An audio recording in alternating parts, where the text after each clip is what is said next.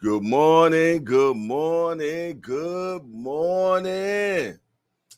Good morning to the Hangout community. What's going on? It's your boy Jay Hardcore, man. And if you are hearing the sound of my voice right now, that lets me know that God has granted you another opportunity. Yes, He done granted you another opportunity to be great. So, hey, I tell you what this is. This example, something that banner saying what it want to say, ain't it? All righty. How you get rid of that? How you get rid of that? There you go. That's how you do that. All right, man. All right. Try to trick me, didn't it? The banner tried to trick me. There we go. There we go. There we go. All righty, man. Who we got in the building first? We got Mike right in the building. We got Aunt McQueen in the building. What it do, what it do, what it do. Aunt say, I'm too blessed to be stressed, too anointed to be disappointed. I like that one. Yeah. I like that one, man. Yes, indeed. What else y'all got going on, man? You had a good day of boxing yesterday, man. There's a lot of different shows that went down yesterday. You did. I tell you what, there go my big homie right there. Cash Sport is in the building. What's up? Lottie Dottie and everybody. You know, I didn't get the chance to finish my soliloquy. I guess that's a good word. I don't know. Man, that's what I was saying, man. If God has gotten you up, man, that means that you are blessed, man. Because some people didn't make it, didn't make the count this morning, man. Some people didn't make the count. So that's just letting you know that God is allowing you to have one more opportunity to be great. Yeah, to be great. So, yeah, I tell you what, let's do everything that you possibly can do today, man.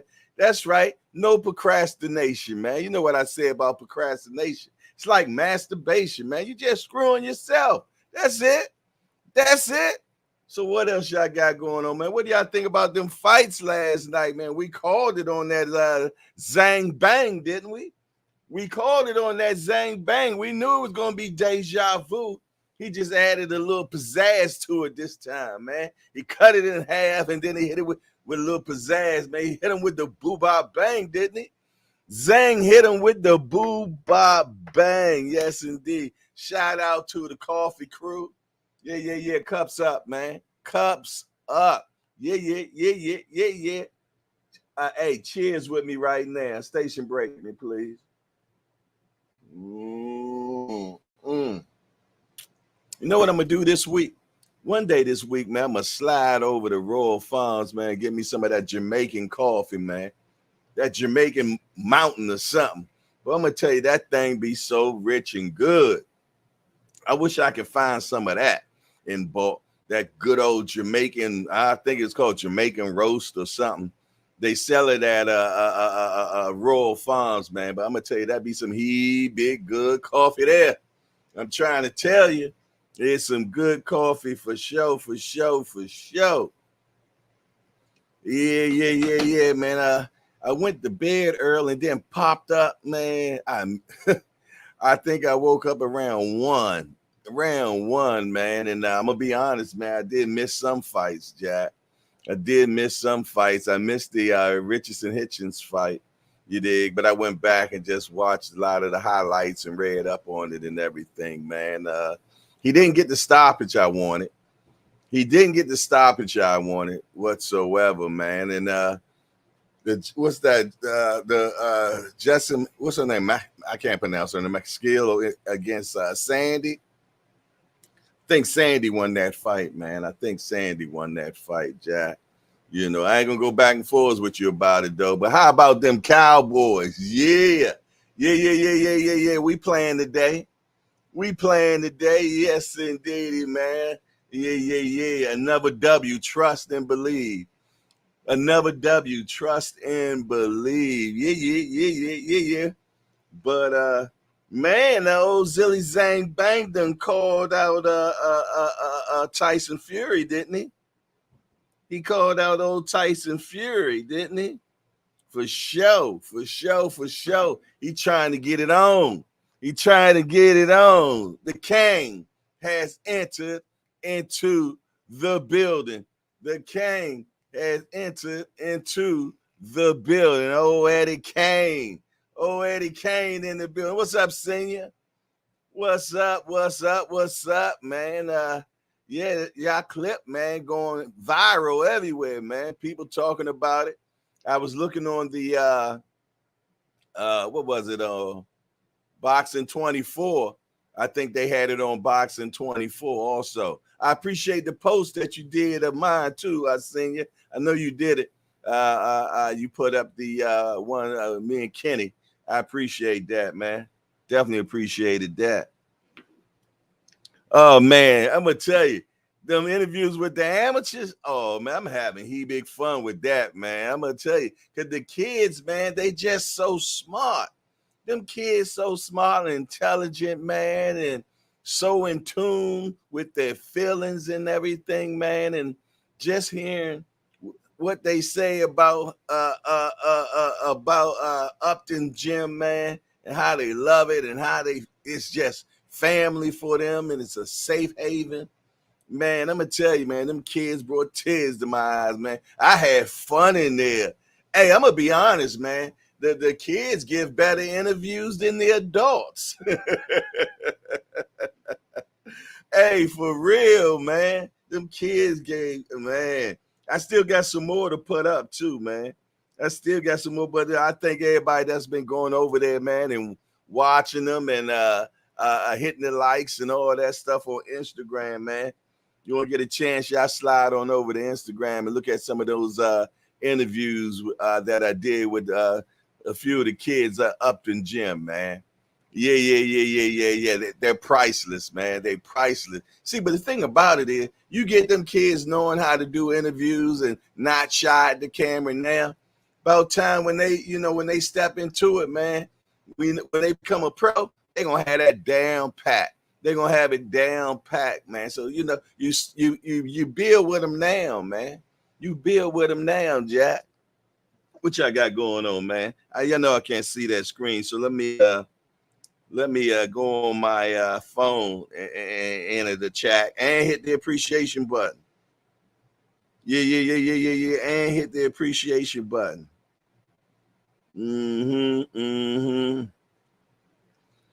There he is. There he is. Let's see who else got in the building right now. Jay does great interviews with amateurs. Come on, man. You my great uncle, twice removed. Gotta look out for you, my eldest. Great uncle, twice removed. Damn.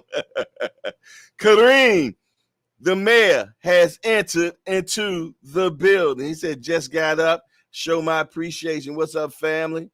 And you too, senior. He said, what's up, family? And you too, senior.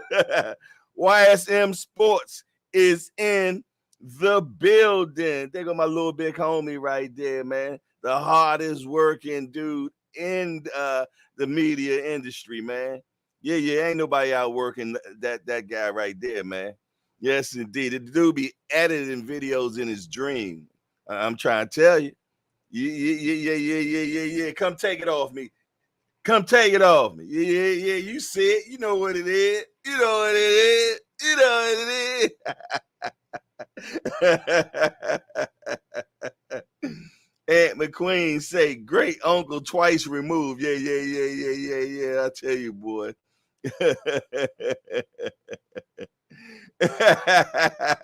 Yeah. Yeah, and say YSM Sports Media, the classiest man in the business. In the business, man. Good morning, man. Good morning. If you have not hit the appreciation button, man, make way over there now and govern yourselves accordingly. You did? Govern yourselves accordingly, man. Yes, indeed. But I tell y'all what. Next Saturday, man, we got Canelo versus Charlo. Yeah. Man, I'm trying to say I'm gonna start my film study this week. I'm gonna start my film study on that this week, man. I'm gonna really roll it down now. I mean, I done looked at it a few times, but I ain't really gave my breakdown on it. So I'm gonna really get in there and see how I can exegete that thing. You know what I mean? I'm gonna break out the math, man. I'm gonna break out the math. I'm gonna use my what's that when we was a kid? Protractor, man. Yes, indeed. I'm gonna use my what's that? Abacus, that thing. I'm breaking out all mathematical utensils, man. Yes, indeedy, man. So yeah. Y'all make sure that you all do so. That's for this week, man. That's homework. We all gonna do you know what I'm talking about, man. You see the brain went on Fartville just now. Yeah. Film study. There it is. Everybody do a film study this week, man. Jay say great night. Jay with the E say great night of boxing. Zhang effed up my parlay. I know you ain't think Joyce was gonna do it. Come on now, we talked about that all this week, man. We talked about it. We said deja vu. That was one of the titles too, for sure. Yeah. What you? Hey, man. Joyce fooled me the first time, and I thought he was gonna win that fight. You did? Yeah. But I wasn't gonna fall for the banana in the tailpipe twice. Nah, he beat him too easily. Man. Even the bookies try to size it up, man, and made Joyce the favorite this time. Yeah. He was the favorite, man. It's all good, though. It's all good. All I know is, man, we going to get a fight this weekend. Man. I'm going to tell you, boy. In my mind, I'm going back and forth, like a typewriter up in here, man. I'm trying to tell you. I know some of y'all don't even know what a typewriter is, Jack. Some of y'all too young to even know what a typewriter is. Yes, indeedy, man. I remember you used to be on that joint ASDF semicolon. Man, I took typing my whole time I was in high school and junior high and still never learned how to type, man. I'm telling you, I pack it out, though. I didn't know how to keep my hands on that home row key. I couldn't do that, man. Yes, indeed, man. But what y'all got going on, man? What was some of them fight dinners like yesterday, man? What was the fight dinners like yesterday, man?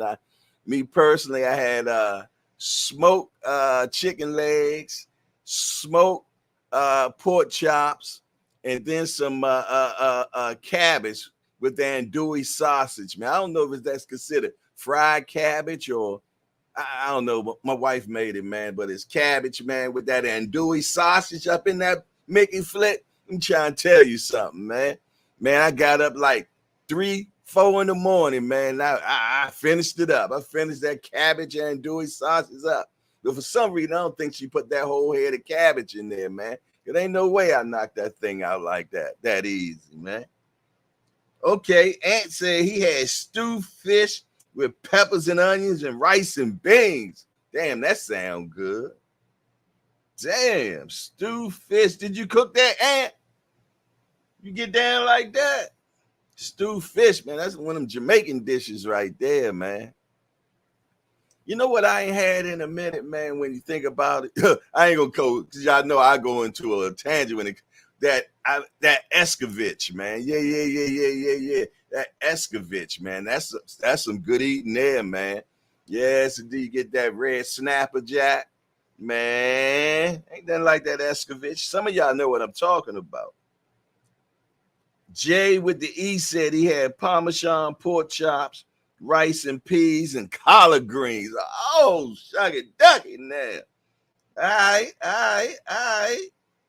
Quentin said he said, salute OG, Mardi Gras wings and lima beans. Mardi Gras wings and lima beans. I don't even know what a Mardi Gras wing is, but it sounds good. What that tastes like?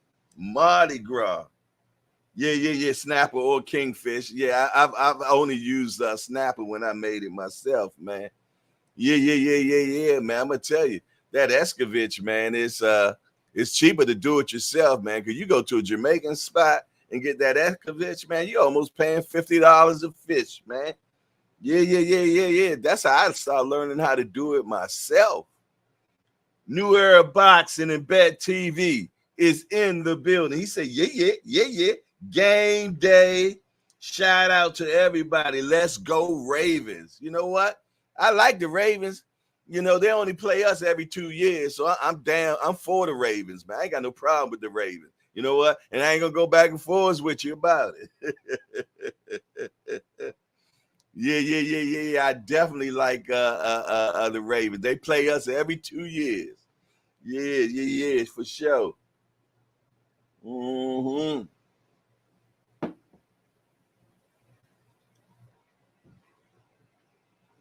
Yes, indeedy, man. Who the Ravens play today, man? Who y'all got today? Man?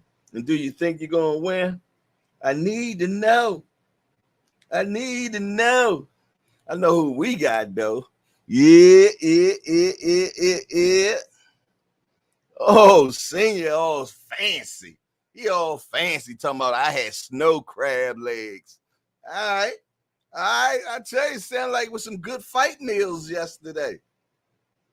Yes, indeed. I'm still trying to find out about the Mardi Gras wings, man.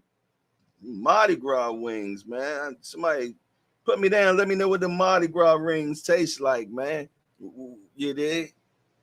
I might have to check into that.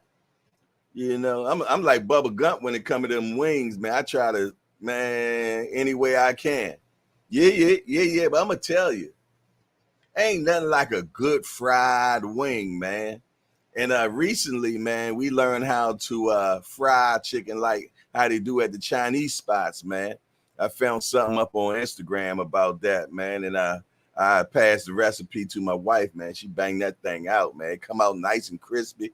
Hey, it got soy sauce in it, and they also use the starch to make the wings more crispier. But yeah, it's some other things, but you're supposed to let it marinate overnight, actually. But I'm trying to tell you something, though, man. I love me a good fried chicken, man, with a whole bunch of black pepper or white pepper in it.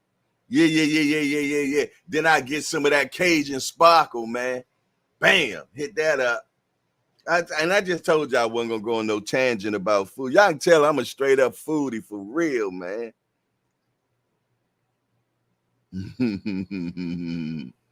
Say they got the coats, okay. Senior said y'all killing me with hey. What the old saying say? What I eat don't make you shit, bro. You dig? Don't even worry about it, man. You dig? They kill me, man. You know, back in the day when you were a little nappy head kid, man, you used to eat them pork chop sandwiches, man. Stop playing. Then when y'all all pork free and everything, man, y'all want to infringe on us. Man, let me tell you something. When it come to the pig from the rooty to the tooty, boy, yeah. Stop playing with me, man. I'm trying to tell you. Yeah. I just look. I think I'm having me some sausage today, man. I ain't had no sausage in a minute. Yeah, exactly, Aunt. You know what I mean? They get all high mighty because they don't eat no swine no more, Jack.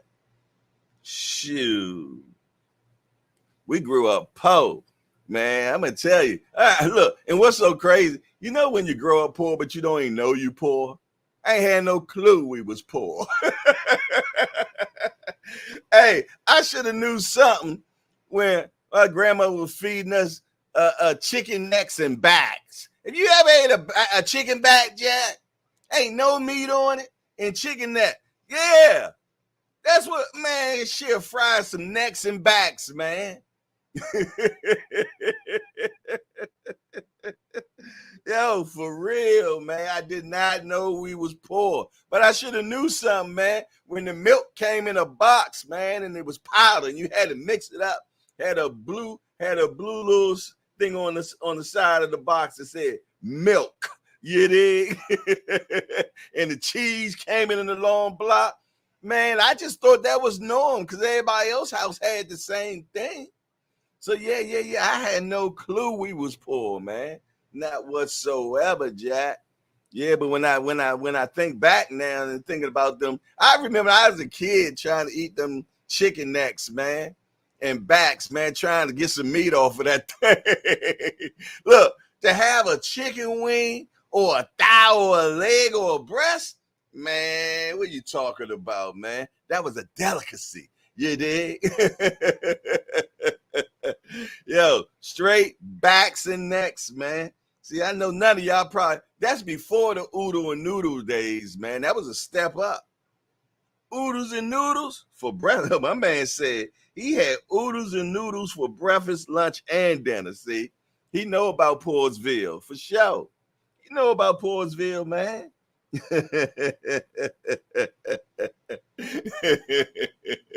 Or you know how you end up making finding out about your amazing sandwiches that you ever had. It all happened by accident, you know. The only reason why I had a mayonnaise sandwich, man, because I was about to make a bologna sandwich, Jack. To find out there ain't no bologna, and you know your mama said you better not throw that away. So then I found out I like mayonnaise sandwiches. Mike Matz is in the building. What's up, my guy? How was your Saturday boxing for you yesterday, man? You know, I know Boxing Day for a hardcore, man.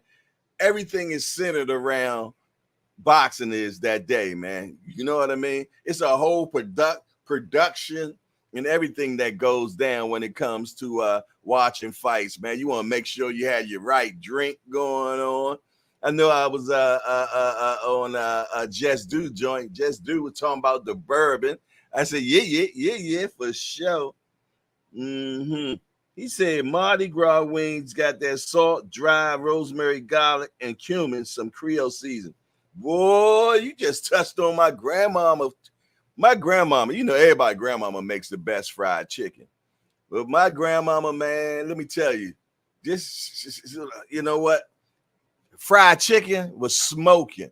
But you know what was the key to her fried chicken and that amazing taste? Just like what my man Quentin just said, the rosemary, man. Yeah. The rosemary, man. My grandmother, man, she would fry that chicken. It'd be seasoned to a T. But the key ingredient that sets it off, man, is that rosemary. And you know what? She would pan fry the chicken a little bit, you know what I mean? You know, at least to get the golden, light golden brown, right? Then she will move the chicken and put it in a pan and put it in the oven with grease in, you know, not a lot of grease, but yeah. That you know how KFC chicken kind of soft, man, the original. Yeah, that's how her chicken was, man. Yeah, you know, and I like crispy chicken, but grandma, man, that rosemary chicken, it was different. Man, let me tell you something. It took me so long to perfect that recipe of my grandmother. And I done did it maybe once or twice, man. But to just hit it right there on the nail, man. I'm gonna tell you, man. Man, y'all got me thinking about that now. Damn. Just Do Boxing has entered into the building. Shout out to my little big homie over there, man. That's always bringing you that fire content. If you have not subscribed to his channel yet, man, you're doing yourself a big service. Y'all make sure y'all subscribe to New Era Boxing, Bets and TV, the Rise Podcast, Wim Old School. Matter of fact, me and Wim posted hooked up, man. I gotta find out. Maybe hook up tonight. That'll be cool. New Era Boxing TV said, man, Oh, he said, try a syrup sandwich. Yeah. Now, the syrup sandwich, I'm not sure how you fell into that one. You know, what was you trying to do that you end up having to have a syrup sandwich? You know, yeah, you know, like I said, the mayonnaise sandwich is by accident, Jack. The mayonnaise sandwich was by accident. Now, let me tell you, let me tell you a prison meal, Jack. You know how you get a boiled egg on your plate, right? You know, it might be bologna. You might get a boiled egg, bologna and bread and butter.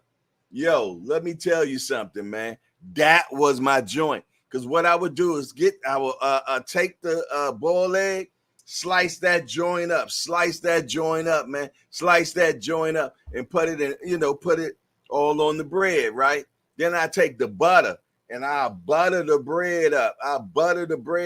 Then I put that bologna on there. I put that thing together, man. Let me tell you something. I still eat that sandwich too today. Yeah. I used to love that sandwich, man.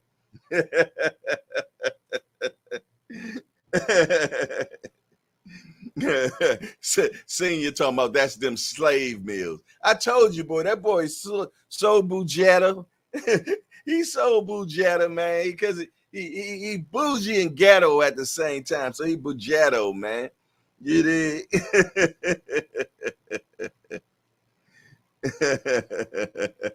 My man said I was thinking about French toast. Ooh.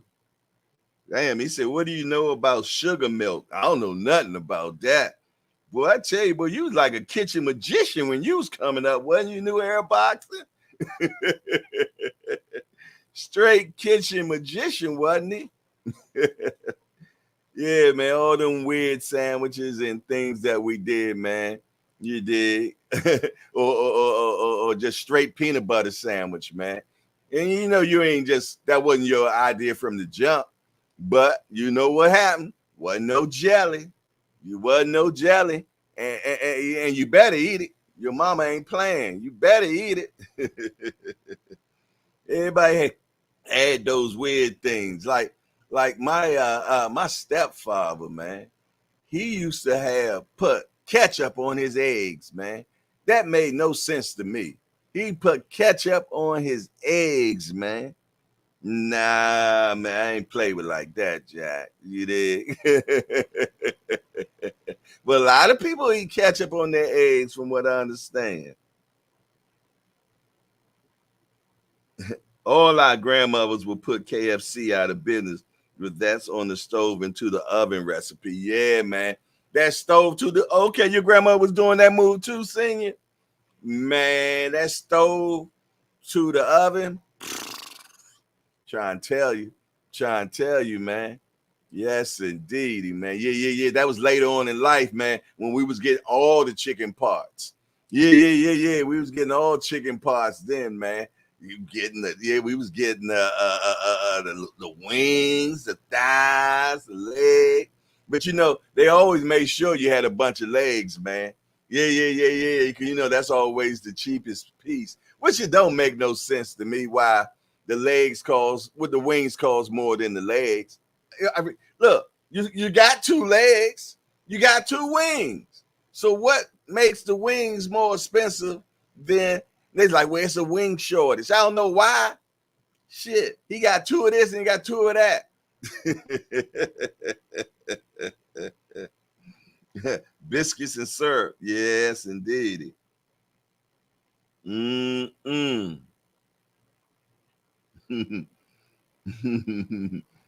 The Rise Podcast say Wim ducking now. Wim ain't ducking. He'll be up in here a minute. In a minute, man. My New Orleans bro. Yes, indeed. Dre Finest, man. He be in the building, man. B3, where you at, homie? You know who I ain't seen in a while? Javier Flores, man. Ever since Earl lost, man, it seemed like he went into a slump after that, man. I think it kind of affected him a little bit, Jack. I tried to have an intervention with the youngster and explain to him, man, He gonna have many more of those to come. Being a hardcore Jack, they just gonna let you down, man. That's just what it's gonna be.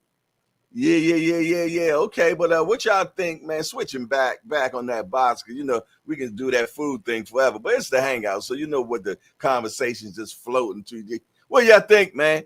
Who y'all think Tank gonna fight? Who do y'all think Tank gonna fight, man? That the big fight that Coach Calvin talking about, man. Put it in the chat. Tell me what you think, man. Yeah. I think it's Thurman, though. I think it's Keith Thurman. Yeah. I think it's Keith Thurman for some odd reason, man. And look, I've been said it, man. And then I started seeing on the internet, I started seeing other people saying it. So yeah. It said now Calvin said now the key words to that now is that it's gonna set the world ablaze or something like that. Hey, Senior, give us the exact verbiage that he said, man. I don't want to be wrong. Give me the exact verbiage of what he said, man. Or put the link, or send the link to me or something, man.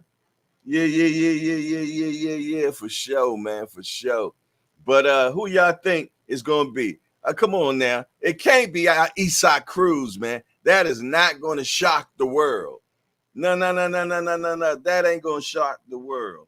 You dig? And Devin, he already he got Regis problems right now. Woo, I like that new air boxing. In your way. I like that one. Yeah. I like that one. Yeah. Hitchens did definitely put out the a clinic. That was a clinic.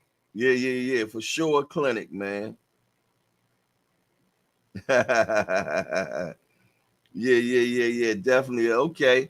Mike say Mike Rhymes say Lopez. Okay. All right, what y'all think, man? Aunt McQueen, what you think, man? Just do. Who you think he gonna fight? Yeah. Talk to me, man. Tell me what y'all think, man. Tell me what y'all think. Quentin say Oresta Vasquez. All right. But I wanted Shakur Haney though.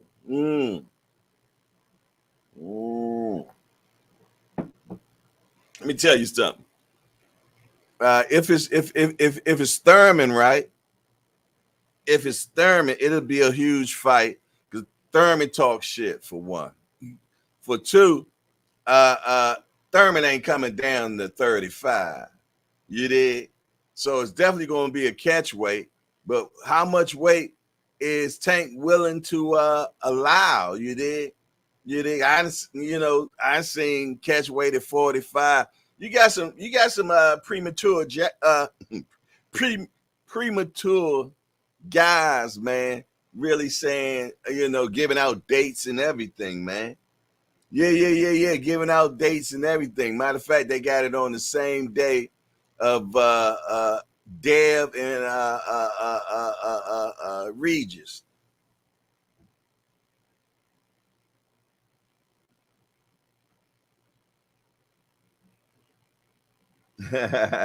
Gary Russell Jr. Okay, that's what Aunt McQueen say.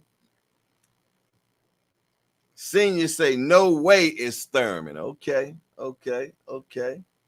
He done hit a no way on me. All righty. Well, if you feel though my Thurman is a no way, I'm gonna put it on the shelf though. I'm gonna put mine on the shelf right there. Okay. Yes, indeed. All right. So now what? Let's do a process of elimination, man. Process of elimination. Whoever it is, man. He said. Didn't he say shock the world? What was the verbiage, Senior? What was the verbiage of Calvin? I can't remember exactly. What is something about the world gonna go crazy about it, or blase zaze? What did he say, Senior? Because that person must be a person that that people was like, wow, nah, he ain't do that. Yeah.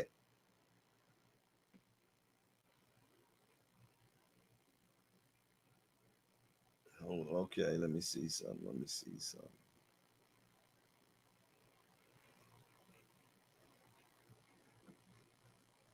All right, let me figure out how to do that. I'm gonna do that. Put it in there real quick. Hold on. Let me figure it out. Let me figure out how to get it to A to B. Let me figure how to get it to A and B. I'm gonna make that happen for y'all. Just give me a un momento. Un momento. Give me that. Give me that. Give me that. Give me that. Give me that. Hold on. Give me that. Let me see. Let me see. Bam. All right. Bam. Okay.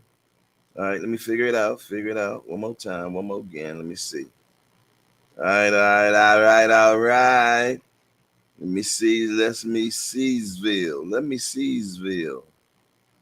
Okay. I know what to do. I think I can get it this way.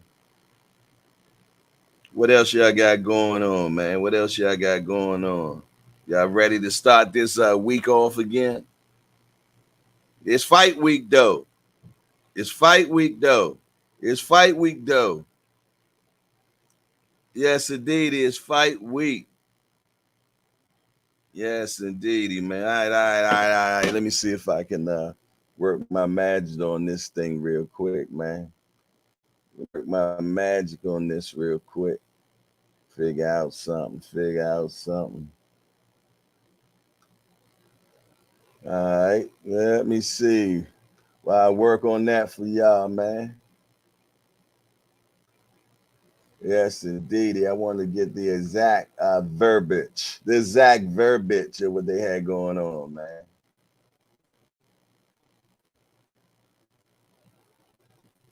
All right.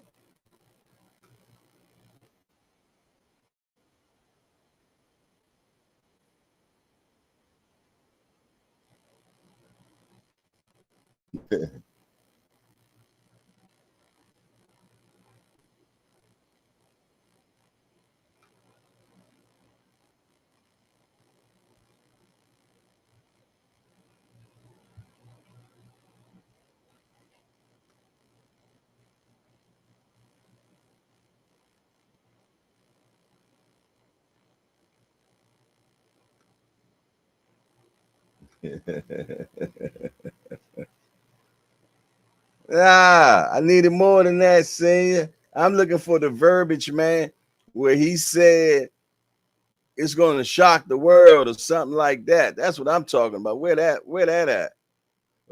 Yeah. You gave me this. You gave me the mini version. You gave me the mini version, man. What you got going on, man? That's what I want to know. What he said about you dig? Hold on, let me get back to let me see, let me see.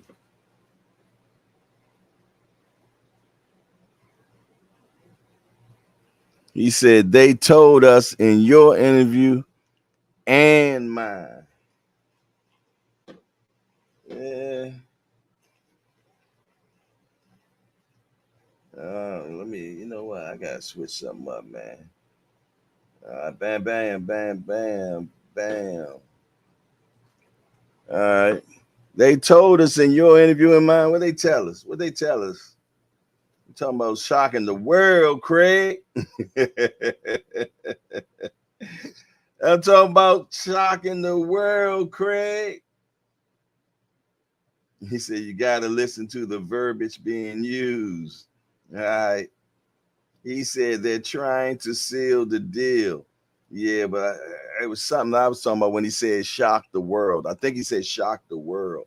So that's the key word I'm talking about, man. So when he says shock the world, that it just can't be anybody. You did. It can't be Frank Martin. It can't be Isak Cruz. You did. You know, now it could be Shakur. You did. It could be Devin. You know, because nobody think those fights are happening right now. So that's a shock of the world. Could be Teofimo. You did. You know, that could be a shocker. You dig? But a real shocker would be Terrence Crawford. Yeah. That'd be a big shocker, Jack. Because they look. They both got a common opponent, which is Mario's Barrios. You did. Hey, we got a new guy in the building. Y'all know how I like new people, man. We got Sugar Can has entered the building. Sugar Can, we want to welcome you to Hardcore's Hangout. And what that is, a bunch of hardcore degenerates that get together, man, and talk about this beautiful sport we call boxing. We only got one rule around here, Sugar Can, that hitting below the belt. And other than, that means don't talk about nobody's mama. Other than that, everything else is fair game. Now, Sugar Can, is that a male or female? I don't know, and I don't want to assume, Jack. So let me know. So that way, we address you right. Sugar Can. Sugar Can say, and the first chat is Fury versus Kasparov. I can't pronounce that name. For the heavyweight chest belt. Oh, they got a heavyweight chest belt now? Goodness gracious. Mike Ryan say Floyd. New Era Boxing, he said Gamboa. Quentin said Broner. Lomachenko, Oni Shaka. Okay. Silk the Shaka. Yeah, that would be crazy. Floyd or Broner, man. Hey, I can see Tank helping Broner out, man, and giving him a bag, man. It look like Broner really need him, man. Every time you see him now, he ain't got no haircuts no more. He don't wear no jewelry no more. Like, he done pawned that shit, man. He be at the fights like that. Yeah, so I can see Tank giving him a bag, man. Give him a bag, man, to get him back together, Jack. Yeah. For sure, man. But yeah, let's see, man. Who else? I like that anyway, though. I like that anyway, joint. That's cool. That's what's up. New Era Boxing best say Tank and Crawford both fought Gamboa. All right, so what you want? Tank and Crawford? Yeah, now that one. Hey, they both available. No, because Crawford got to fight Spence in December.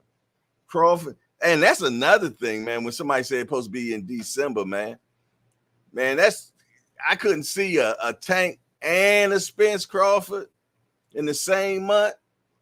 Yeah. And Devin fighting that month too. That's too much pay-per-view there.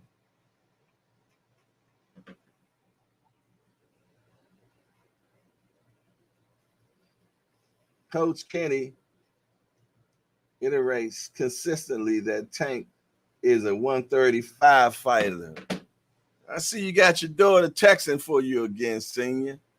Yeah. I see you got your daughter texting for you again, man. That boy be putting some nice words in there now. But it's his daughter, yo. Trust me. I ain't go back and forth with you either. He say iterates. Devin don't matter, no way. Senior got it bad for Devin, boy. Yes, indeed. Station break me, please.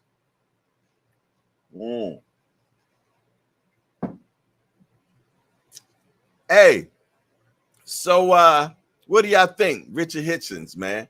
Do you feel though that Richard Hitchens sent a message to 40 division? What you think? And part B to the question: do you think he can become a world champion at 140? Talk to me quick before I forget. There go my guy right there. Remo is in the building. He said hardcore in the unit. Hey, Remo, man. Have you did you get back with the Mexican dude at Home Depot? and make that offer, let me know, man. You know what I mean? I think that Black and Mild should have sealed the deal, man. Yeah. I think that could have sealed the deal. Okay. Sugar Cane say I'm a male and I'm listening from Australia. Money on Crawford to beat Canelo. Okay. I'll tell you, man, my Australia community is getting big, man. Because you got the boxing kangaroo is from Australia. You got Sugar Cane, he from Australia. And MAW, Ma, he from Australia too. So yeah. We get some movement going over there, man. We get some movement. Live from the block. Let's go, Cowboys. There go my guy right there, man. Hey, make sure that y'all subscribe to Live from the Block, man. Live from the Block. Y'all make sure y'all subscribe. Yes, indeed. I remember when I first found out you was a cowboy, bro. Yeah. They say, dude smoking crack. Who's smoking crack?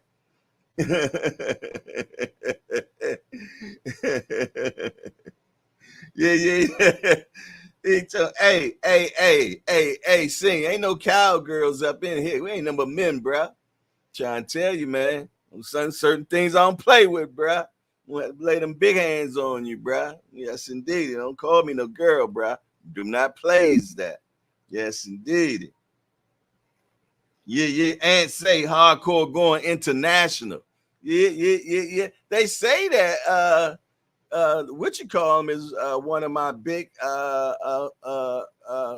countries that follow me, the Philippines. But I ain't never seen anybody in here that was from the Philippines. Maybe they just watch. Maybe they part of the Mighty Warriors, man. Yeah, for sure. Yeah, exactly, man, exactly.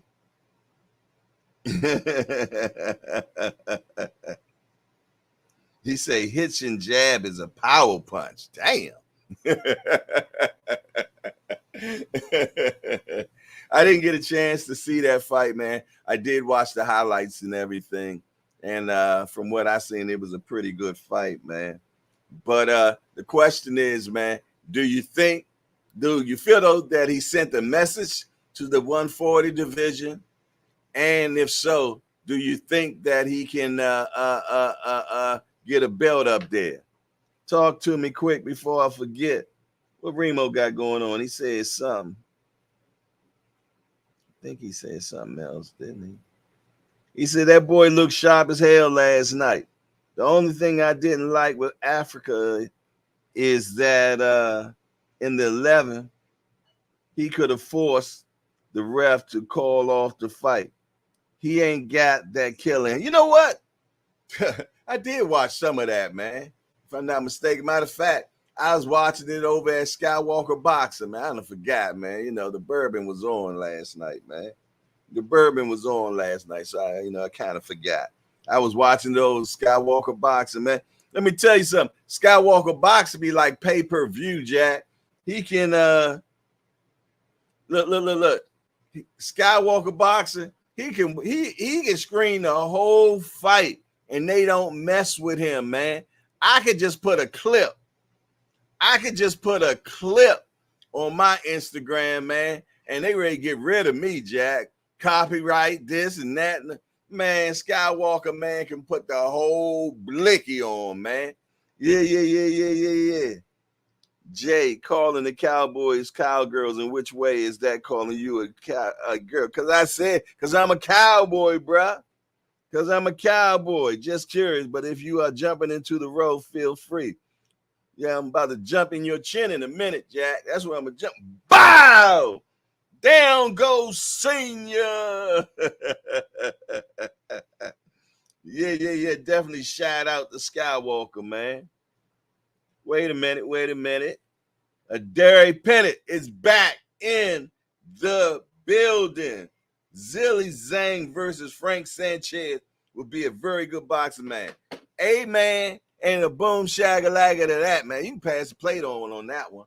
You can pass the plate off of that one, man. I likes that. I likes that a lot, man.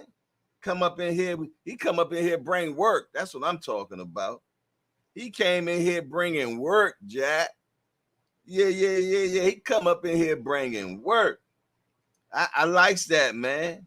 Zhilei, Zhang, and Frank Sanchez, man. I don't know why what they got going on with Frank with this opponent they got for him this time. Yeah, man. You know, if I had my what's that McGregor voice, I'd be like, is that guy? Because nobody knew who that guy was, man.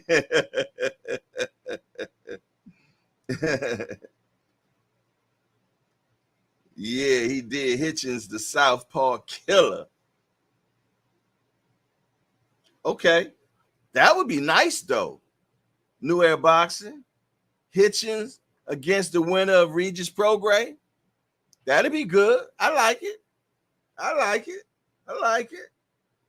Yes, indeed, I like it, man. Man, I can't wait for that fight. I ain't gonna lie. Yeah. We got some stuff coming up though, man. We got the Canelo jump off this weekend. You did. Then we got that boo boo and Benavidez look like that's about to be pulled off. Then we got Devin and Regis. We got Devin and Regis. And who else we got that's coming up, man? Yeah. Who else we got coming up, man? Hey, 2023 been fire. Yeah. 2023 definitely get best year in boxing, man, in a long time. Best year in boxing in a long time, man. And it's still going strong, Jack. It's still going strong for sure. Yeah. Still going strong for him for sure, man. Hey, I was thinking about something, you know, me and Senior going back and forth about that cowgirl stuff, man. I remember I was up, had one of my football jerseys on, and I'm up at a live casino, Hollywood, up in Perryville, man, at the poker table, man. And the cat said something about cowgirls, man. Yeah. We almost got it on with him in there. Matter of fact, it was the dealer. It was the dealer. You dig?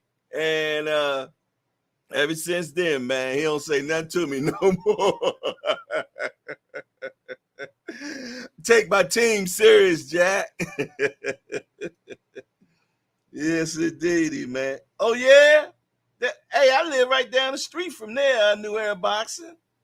I'm 15 minutes from there. Man. We're going to have to hook up.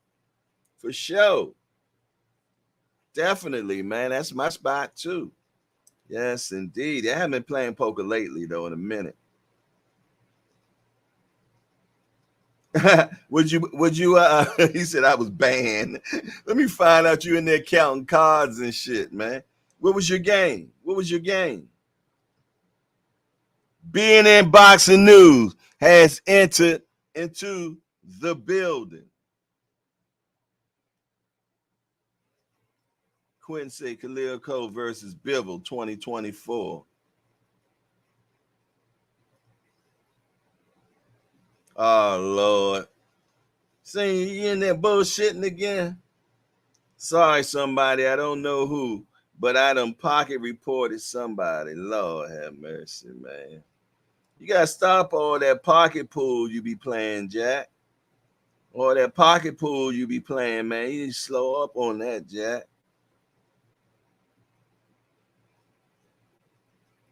Did you read my message? I thought I did. Oh, Zhilei Zhang versus Annie Ruiz will be a firework type of fight. Okay. Yeah, I like that Frank Sanchez better, though. I like that Frank Sanchez better, man. You know, Andy Ruiz, man, he got to come up off of that high horse. I give it to you. You the first Latino man or Mexican to become heavyweight champion of the world. Yeah. You did. So I understand that, man. But all right, now get back to reality. Get back to reality, Jack. He said I played craps. Oh, you playing directly against the house. You find out you be setting them bang. You setting that, you know, you lock it. You know how to lock it, boy? Yes, indeed. Back in the day when I was a kid, I knew how to lock it, man. I don't think I can still lock that thing no more, man. Lock that thing. Click. Boom. Sam. Bruce, gas, boxing, jazz, and more.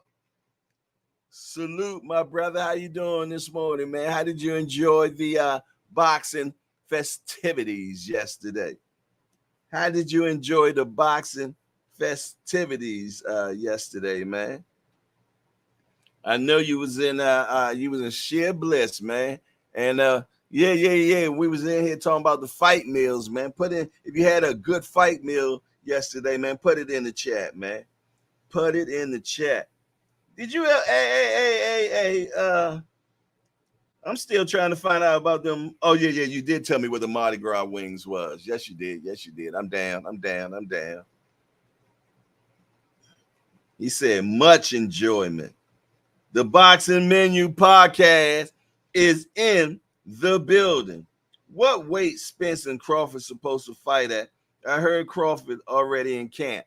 Well, from what I understand, the contract verbiage was that it's supposed to be at 47, unless someone writes to the commission saying such and such. I can't make 47. But since neither Crawford or Spence sent that letter, the fight's supposed to be at 47. And that's per Bud Crawford saying. That's per, yeah. Free Bomac. Man, let me tell you something, man. I tell you, by now, man, Bomac running that spot. Got the do-rag on, man. Yeah. He clutching. Yeah, I'm telling you, man. He got the store box up in there. I'm trying to tell you, man. Bomac, man, I'm trying to tell you, man. He probably running the tier right now, Jack. Yeah. He got 5 different people ordering commissary for him.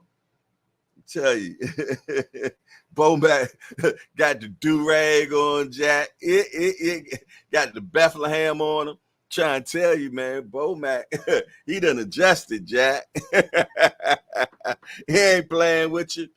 Yeah. Bomac gonna lose a good 50. He gonna lose a good 50, I'm trying to tell you. I'm trying to tell you, I ain't going back and forth with y'all either about it, man. Tell you, Bomac gangster, yo. Yeah. I'm gonna get me a free Bomac shirt, man. Yeah, but I have what you call them? I know they be doing custom shirts. Your Majesties, man. Your Majesties. Shout out to Your Majesties as well, man. They be doing that thing. You can find them over there on Instagram, Jack. Yeah. You can find them on Instagram, man. Yeah. They definitely be having all like the fight shirts, all types of fight shirts. Without a doubt. Being in boxing news, say go Saints. Go Saints. Yeah, we got the Cardinals, man. We're going to smash them. We're going to smash the Cardinals. Yeah. Hey, what about Colorado, man? Damn. But we knew that was going to happen, man. Yeah. The duck was in there getting swole, boy. The duck was in there getting swole. He said Bomac got a stable by now. Oh, yeah, man. Bomac got crew and everything, man. Yeah.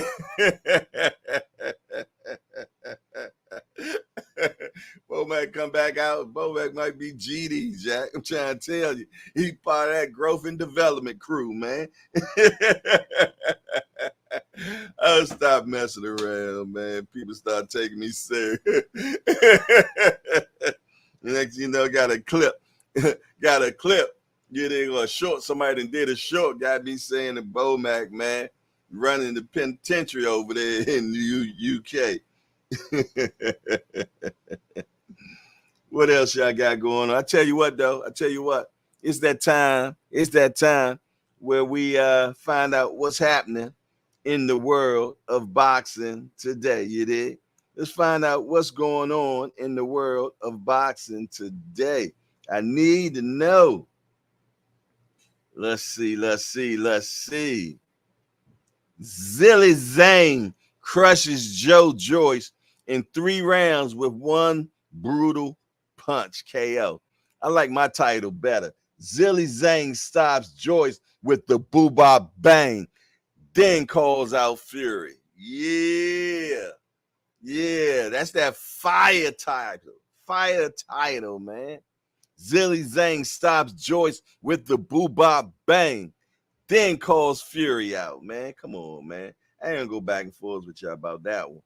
Zhilei Zhang say, do you want to see me shut Tyson Fury up? No more barriers. Let's do it. Yeah. Oh, shit. Joyce. This is Joyce. Said, this is not it for me. I got plenty more in the tank. I'm open to a rematch with Dubois. Okay. Yes, trying to be knocked out all around, huh? Okay. Richardson Hitchens dominates Jose Cepeda over 12 rounds. David Haye backs KSI to beat Tommy Fury. I think Fury will underestimate him.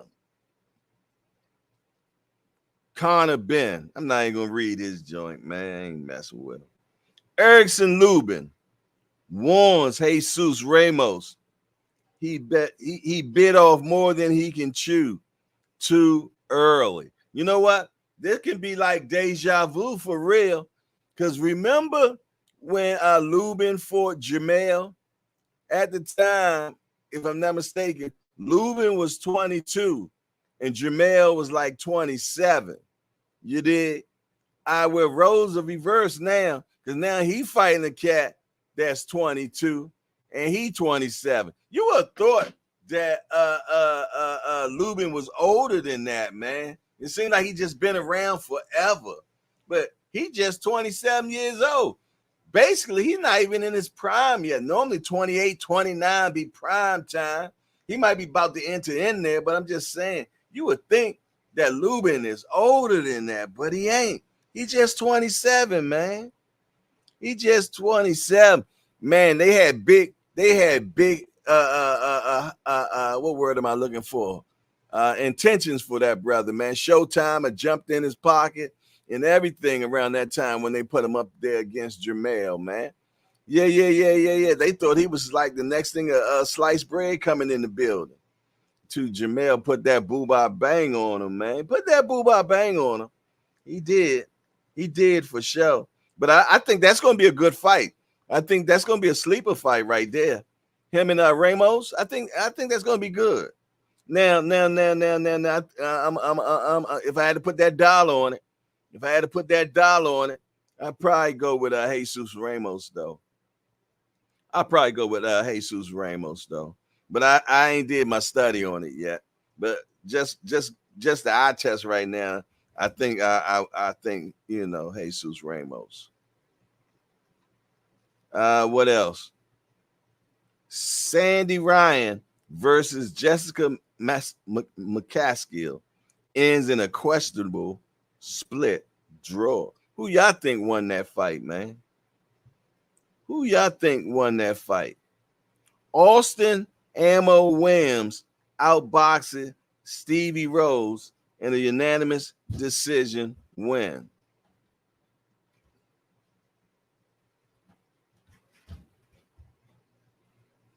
All right, let me check one more thing.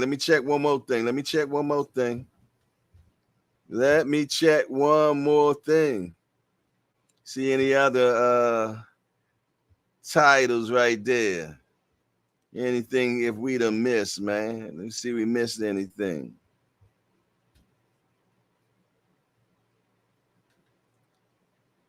Let me see. Francis Ngannou, concerned about Tyson Fury gloves. I think he's a cheat. Get out of here. You don't think that? Uh-oh. Look at this. Look at this title right here. Gervonta Davis coach says something's big coming for Tank next fight, man.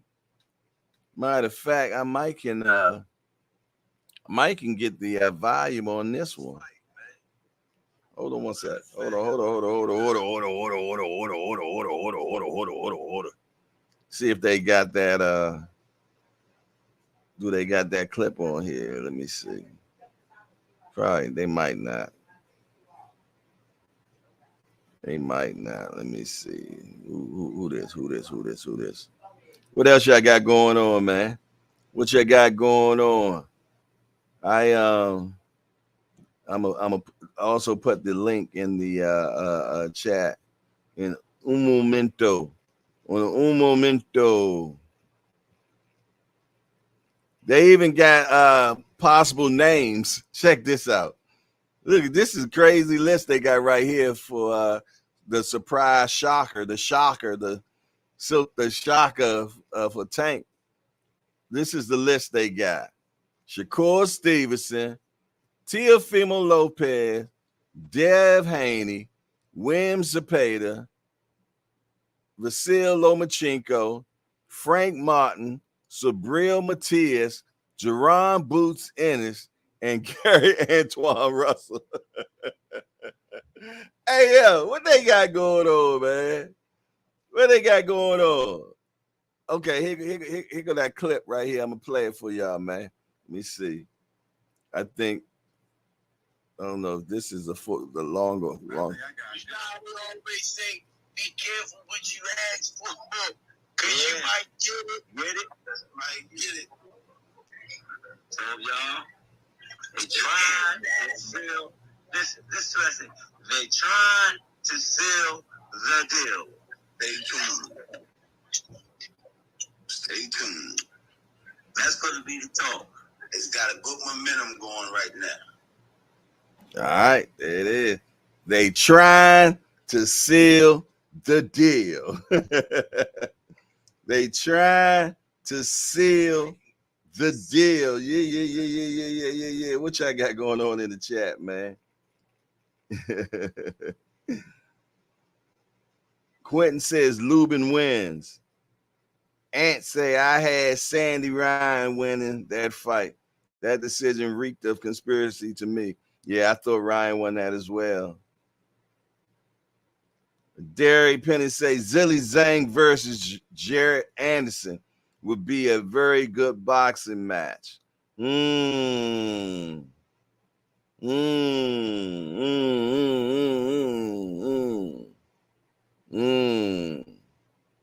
don't think Jared ready. I don't. I think we're gonna have some how can I say this lightly without being I think we're gonna have issues, not his physical aspect, but his mental aspect. Yeah. I think that has to be developed more. There you go. There it is, hardcore. I think mentally he needs to develop a little bit more, man. Yeah, to catch up with his physical, man. You did, for sure. But that's just me, man. I'm just an old cat that speaks into a box right now. You did. Yeah. Let me get the link, man. Put that in there, man, so we can wrap a taste. Tell me who y'all think Tank gonna fight next, man. You know, let me know, man. You know, if you think he gonna fight Boots next, then that really would shock the world, wouldn't it? That'll definitely shock the world. I'm trying to tell you, if that don't shock the world, nothing will, right? Hey, if Tank fought Boots, man, nobody else better not ever say anything. Yeah. Will never say anything about my guy, man. For sure. Trying to tell you. There it is, man. The link is in the building, man. Yeah. The link is in the building, man. You want to come on up in here with your boy Hardcore, man. Remo, what you got going on? Non-popular convo, but Ben looked sharp last night, but much too small for anything above 147 without his vitamins.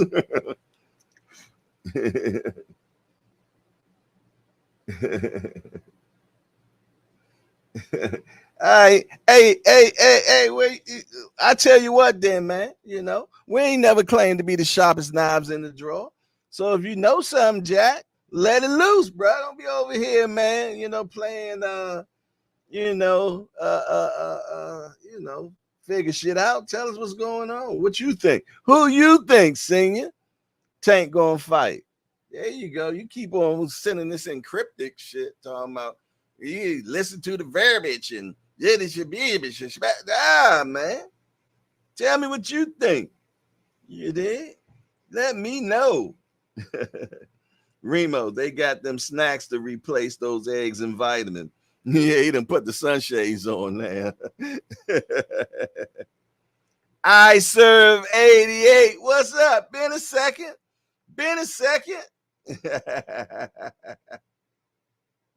It's all good, man. Where my guy Heavy at, man? Heavy said he done made like 14 new pages. I ain't seen my guy Heavy in a minute. Yeah. Fast Steel, what you got going on? B. Shree. Where you at, B. Shree? The link is in the chat, y'all. The link is in the chat, man. You dig? Also, man, let me see what we looking like in the appreciation level, man. Let me check, see what y'all got going on appreciation, man. Let me see. All right, we got 17, man. Let's get over 20, man. If you are one of my mighty warriors, man, and you have not hit that appreciation button, man, please govern yourselves accordingly and get that done. If you just got in the building, yeah, you was so anxious to get to the chat and you forgot to hit the appreciation button, please spin the block and get that done, man. Spin the block and get that done, Jack. Yeah, for sure. Like I said, the link is in the building. Yeah. I think I put the link in there. I don't even see it. Matter of fact, I gotta pin that. I can't even find it no more. Damn, it done disappeared. I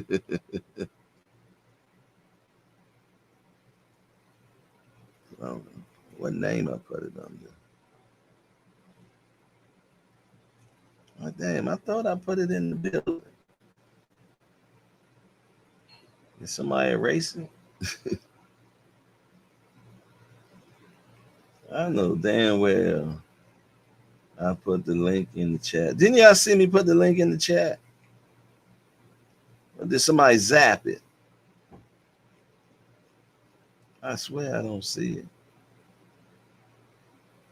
I know I did that, man. What's going on for real? Did somebody zap it? Did somebody zap it? There it is. It's in the building now. It's under Mercedes J, though. Somebody probably zapped me. Did somebody zap me? Yeah, let me find out somebody zapped me, man. Did somebody hit me with that Mercedes J, man. That's me. That's me. And do y'all see it? Or let me find out I've been hidden. Did somebody hide me? Let me find out somebody blocked me. If y'all not seeing it, man, that means somebody done blocked me. You know what? That's what done happened. Let me find out I've been blocked from my own joint. So y'all don't see no links. Wow. Somebody blocked me, yo. No joke. I sit there. I'm hitting y'all from my alter ego joint. You did. And I done been blocked. Somebody done blocked me or something. let me go out and go into. So y'all ain't see me chatting in here at all. Let me find out I am blocked on my channel, Jack. That's crazy. One of y'all moderators hit me with the boo-bop bang. Wait a minute. I see it on the screen right here.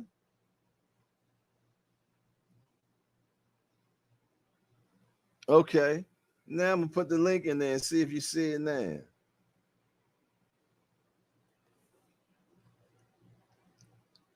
Maybe it won't let me put the link in from here. Maybe, yeah. So I probably was singing, probably zapped me, man. Somebody timed me out or something. Okay, but for some reason I can't put a link in there though. I just tried to put a link in there, it won't let me do it. So let me go to my hardcore joint, switch over so I can get that done. I'm glad I figured that out, man. You know, I'm about to get it right now, though. I'm about to get it right now.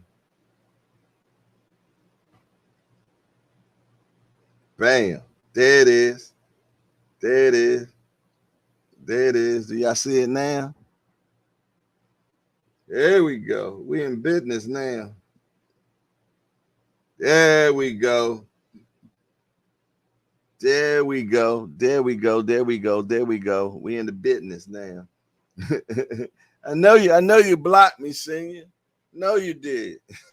Look, no matter what, senior get the blame for everything. He the fall guy, Jack. He the fall guy, Jack. You gotta blame senior for everything. I don't even care. No circumstantial evidence or anything. Senior did it. Usual suspect, man. Senior did it.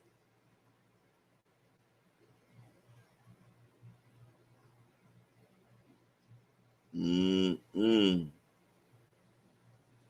tell you what, man, we never solidified that October 7th thing, man. If we gonna do that, man, we need to figure that out this week, man. Seriously. You know, I mean, I'm telling people to hit me in the DM, man, but starting to make me think y'all ain't trying to do it. And if so, let me know.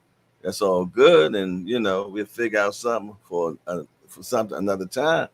But I'm gonna be honest, I ain't been hearing nothing. I ain't been hearing nothing. Nobody hitting me up. So this week, man, I tell you what, I'm gonna give it to a Wednesday, man, for us to make some decisions. Because you know, at this point, it's only just putting money together to make it happen, Jack.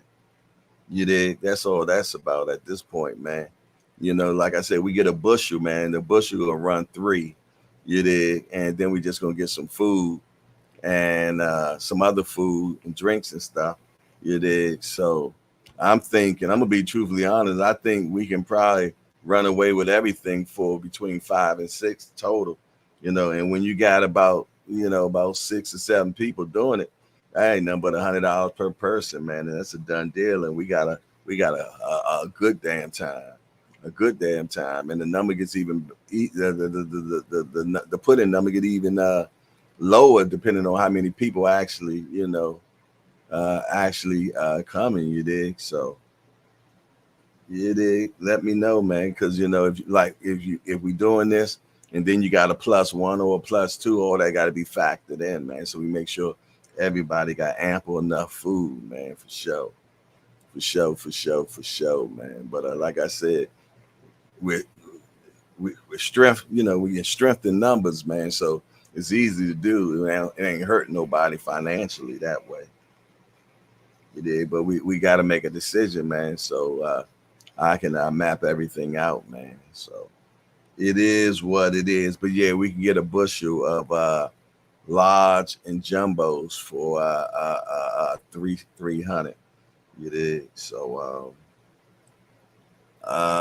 You know, rest is just getting, you know, hamburgers, turkey burgers, you know, hot dogs, you know, chicken, definitely some chicken, you know, put some of them fried turkey necks and fried chicken backs, Jack. We're looking to do it October the 7th, Remo. October the 7th is what we're looking at. You know, cause I'm thinking we could do the 7th or we could do the 14th. I think 14th is aunt birthday and William Old School. I think they both birthday that day, if I'm not mistaken. So that'd be cool. And like I say, for the people that can't make it, man, I'm gonna make sure that the whole event be live. You did. So you know, you definitely be in the building. Mm-hmm. Patriots One. Patriots One is in the building. Patriots One, you've been in here before, right? I think I seen your name before you came up in here earlier this week, I think, if I'm not mistaken. If I'm wrong, let me know so I can give you the warm, hardcore welcome. But for some reason, I think I seen that name before. And he says, my prediction almost right. I had Zhang by KO in 2. Okay. Yeah. He did it in 3. He did it in 3. Last seconds of 3, too, if I'm not mistaken. Man, yeah. He had dude laid out, though, man. It looked like all he needed was a pillow. It looked like he needed a pillow. That's it.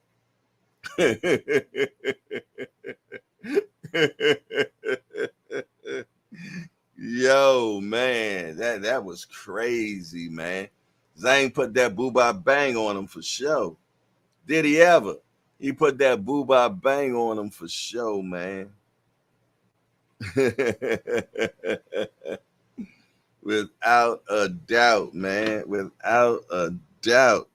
Check what that weather looked like for October the 7th. I didn't even know you can go that far like that in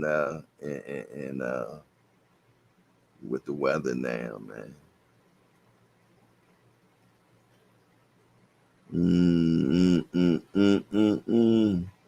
Let me see.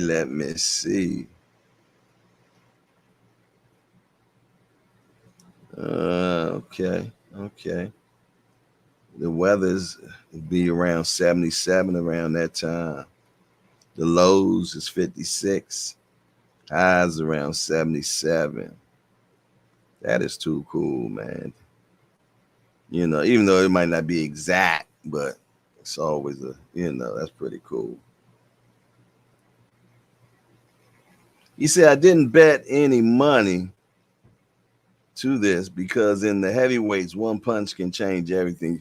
You ain't lying about that, man.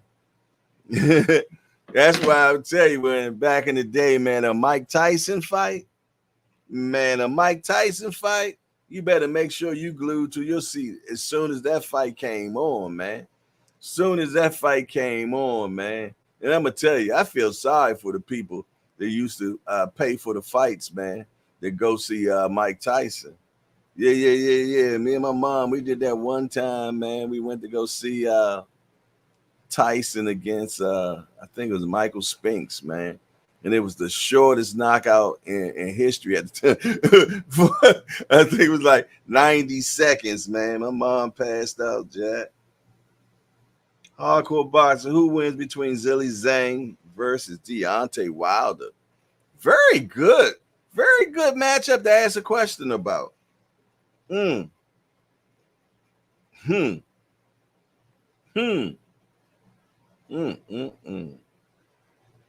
Wow. Well, as I see it right now, I see Zhilei Zhang leading on all cards, man, up until about the 7th or the 8th round, man. And then the magic happened. Bang! Zhilei Zhang then got hit with the boo-bop bang, and Wilder knocks him out 8th, 9th round. Yeah, but definitely a good one to think about, man. You dig? Like I said, that's one I probably have to do some film study. But shit, with Wilder, man, we know Wilder good, Jack. He said you can't go nowhere at a Tank fight either. At least Tank make sure you get At least a good 4 or 5 rounds, though. Yeah. Tank normally knock him out anywhere 4 on up. You did.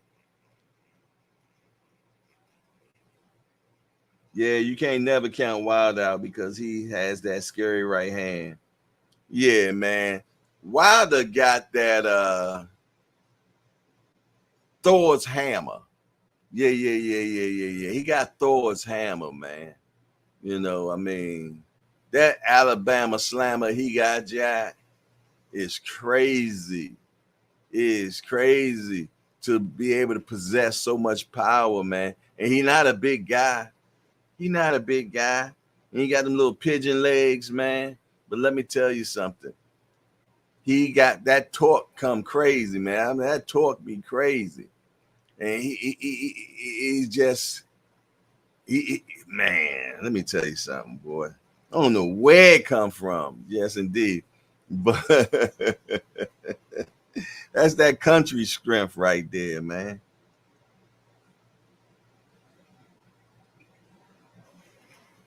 Yeah. Zhang's very intelligent in the ring, man. Yeah. Zhang intelligent, man, for sure.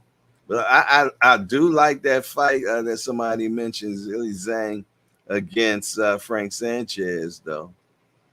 I likes that, man. I likes that a lot. You know, good one, definitely good one, man. Mm-hmm. And Zhang big, man. He's 6'6", man. He ain't, he ain't the most best physical looking specimen. But yet, man, he sure to put them paws on you. But you got to keep in mind, man, that he lost against Herkovich, though, man. He lost against him. Skywalker Boxing is in the building, man. There my guy is right there, boy. That's my guy right there, boy. Yes, indeed. Mr. Pay-Per-View himself. Shout out to my homie, Skywalker Boxing, man. Y'all make sure that y'all get on over there and subscribe to his channel, too. Yeah. You make sure you get on over there and subscribe to his channel, man. Yeah, for sure. I think Hitchens might be avoided at 140, just like Shakur, highly skilled and defensively sound.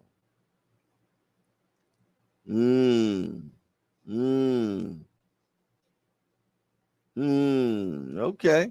Yeah, because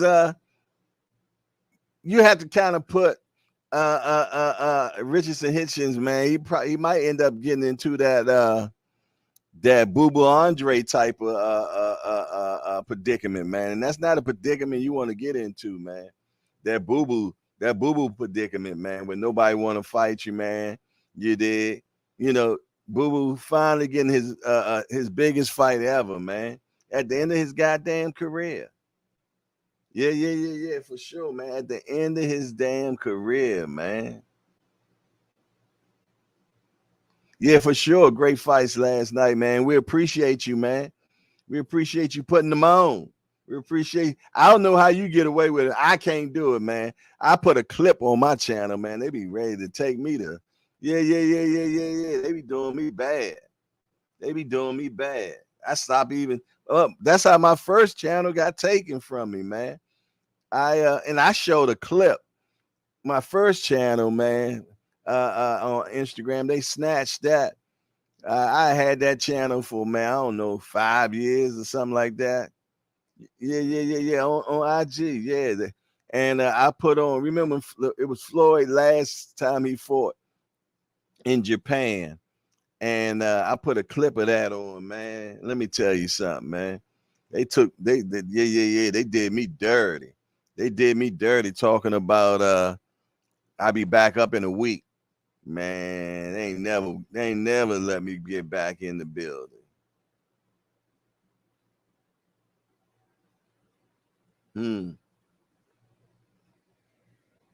Yep.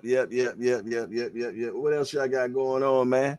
All right, now send the link in the building, man. What's up? Where we at? Let's talk some boxing, bro. What's today? Today's Sunday too. Okay, yeah. So make sure at 12 o'clock, man. Make sure at 12 o'clock, man, we mosey on over to our senior in the crew. Hey, how y'all like that Friday night? What was it called? Hardcore After Dark, man. Hardcore After Dark. We did a third show Friday night, man. We did a third show Friday night, man, and we had fun up in there. Yeah. We ran it back for another 2 hours too. When I look back at the number, I'm like, God damn. For the whole day, we did 6 hours total. We did 6 hours alive total Friday, man. Yeah. We was hey, wasn't playing, man. 6 hours, man. Yeah. That's full-time work right there. Yes, indeed, man. Man, shit. I wouldn't be surprised, man. That's a 50-50 fight. Zhang and Anthony Joshua, man. That's 50-50 fight. That's a fight I wouldn't even put no money on at all, to be truthfully honest. Yeah. To be truthfully honest, man. I'm going to try to tell you, man. For one, Joshua is hittable. Joshua is definitely hittable. I also feel, though, that he is a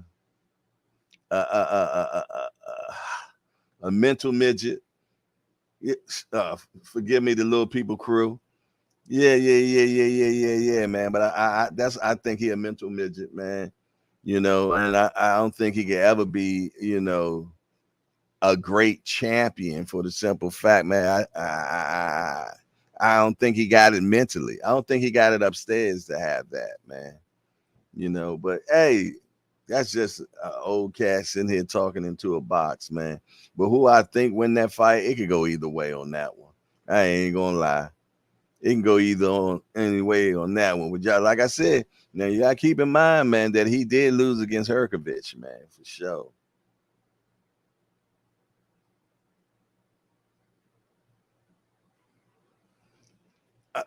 I feel though that, man, we definitely have to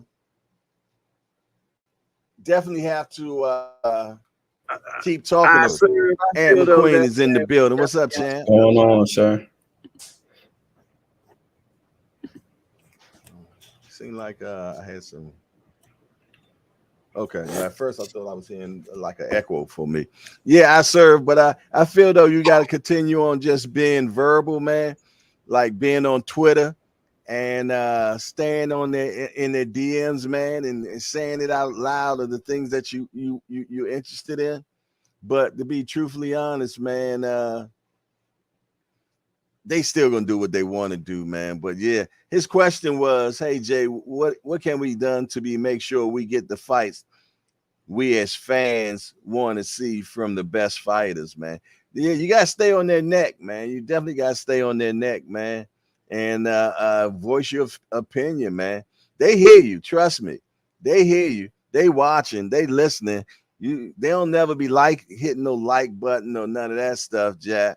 But trust me, they here for sure. Hey, Ant, why it look like you got an alien in your curtains back there, Jack? Look like I see an alien on your back patio, bro, in the window. What you got going on over there? Y'all see that, y'all? Remo say Joshua is done mentally. He refuses to attack. Zhang would test his mental for sure. For sure. You test his physical too. Joyce versus AJ 50-50. Yeah, that's what I think too, Quentin. Man, you know what? I'm not even hopeful that we ever get Wilder versus Joshua. You did. I don't think we ever gonna get it. I really don't, man. So and they even had my hopes high this time. And now it seems like that thing done just fizzled all the way down, man. Seems like it fizzles all the way down. So I'm not even gonna set myself for that. I'm not even gonna do it to myself. I ain't gonna do it. I ain't gonna do it, man. Cause Eddie and Anthony, man, they got a lot going on. You know, it ain't like they need the Joshua paid, Jack. Joshua is PAID, man. Yes, indeed, for sure. Okay. Skywalker said, I want that Zhang Hergovich to run it back. I had Zhang up a little on the cards. All right. Yeah, I think he should avenge that, though. Yeah. I think he definitely should avenge that. Yeah. For a simple fact, man, Hergovich won that unanimous decision. Hergovich won that with a unanimous decision, man. Hey, Ant. Oh, he might not have his ears on. You got your ears on, Ant? Okay, there it is. There you go. You got your ears on now? Yeah, I was trying to make sure there was no echo in here. Okay, what's up with that alien on your back porch, boy? Oh, that's some little Halloween decoration thing. I don't know. They got an alien on his back porch. Yeah. I'm like, Halloween into like a whole nother month, and they already going crazy with it. Man, that's how my neighbors are. My neighbors be going crazy, man. I mean, my kids, man, they'll ride with my wife, man, and just go look at the decorations and shit, especially for Christmas, because they go all out. You know, we never even, my kids have never even seen a Christmas tree in our house before, man, or none of that type stuff. You did. So yeah, we ain't never did that. And when I was a kid coming up, we had Christmas trees in our house when I was a kid, but I never had it in my home, you know, because I knew it was paganistic. Knew it was definitely paganistic, so I didn't partake. Didn't partake. But yeah, man, and we got Canelo and Charlo this week, man. Have you started studying on it yet? No more than what I had already seen. I had watched a couple of film studies from a couple of people, not based on those two specifically, but from different fights that they had and tendencies they had shown. So, but yeah, you haven't curious to see you haven't did your personal one yet, though, huh? Nah, not yet. Me either. I haven't done mine, so I'm gonna start on that this week. I'm gonna definitely have it finished. I went. All right, hold on. Cheers, man. Let's get one up, man. Bring it back. There you go. Cheers. See,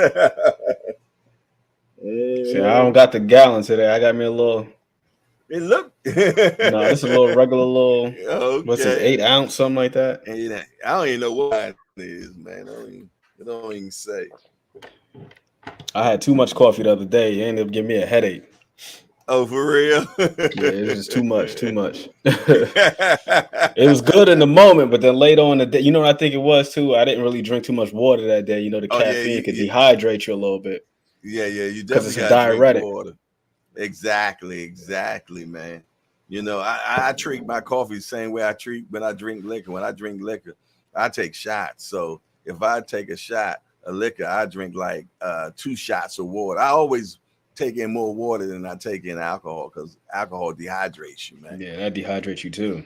Yes, and people don't understand that, and that's how they be getting those hangovers and all that shit. You know, because they not or I drink Gatorade when I'm drinking, you know, so I make sure I still have everything in me, man, because that liquor will strip you. I like that comparison, Patriotist, that Zhang to Foreman. I definitely say he's got that IQ. Ooh, okay. Big George had an underrated IQ, man. Oh yeah, intelligent as hell. Super underrated. Yeah. People just look at the power, but just thinking of just reflecting on how both of those fights played out with Zhang, he wasn't really using his jab too much. He was throwing those wide shots, occupying him with the hook. Then he was firing straight down the middle.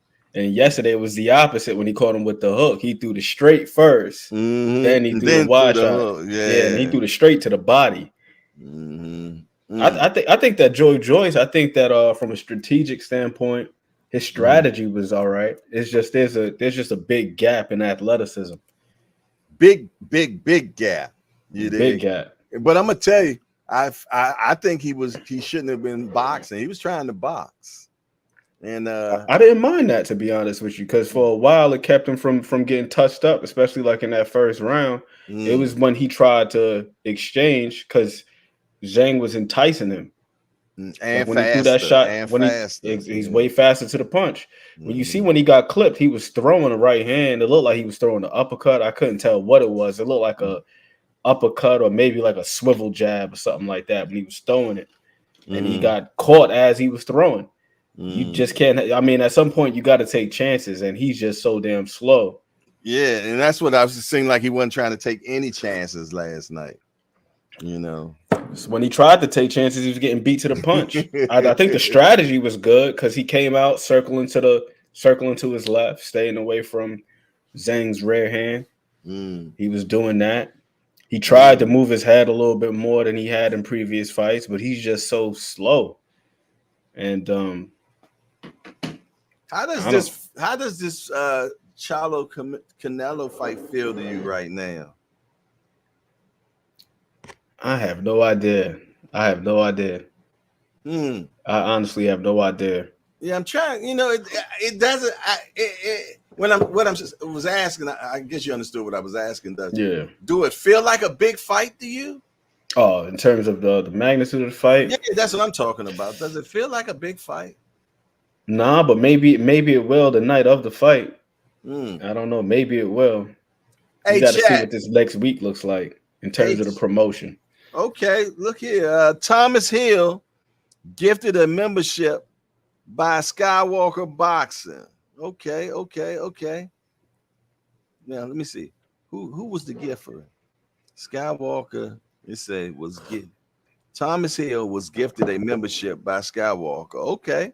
Okay, that's what's up. I thought Thomas was already a member already, though, wasn't he? I can't remember. I don't know. Hey, appreciate that though, Skywalker Boxing.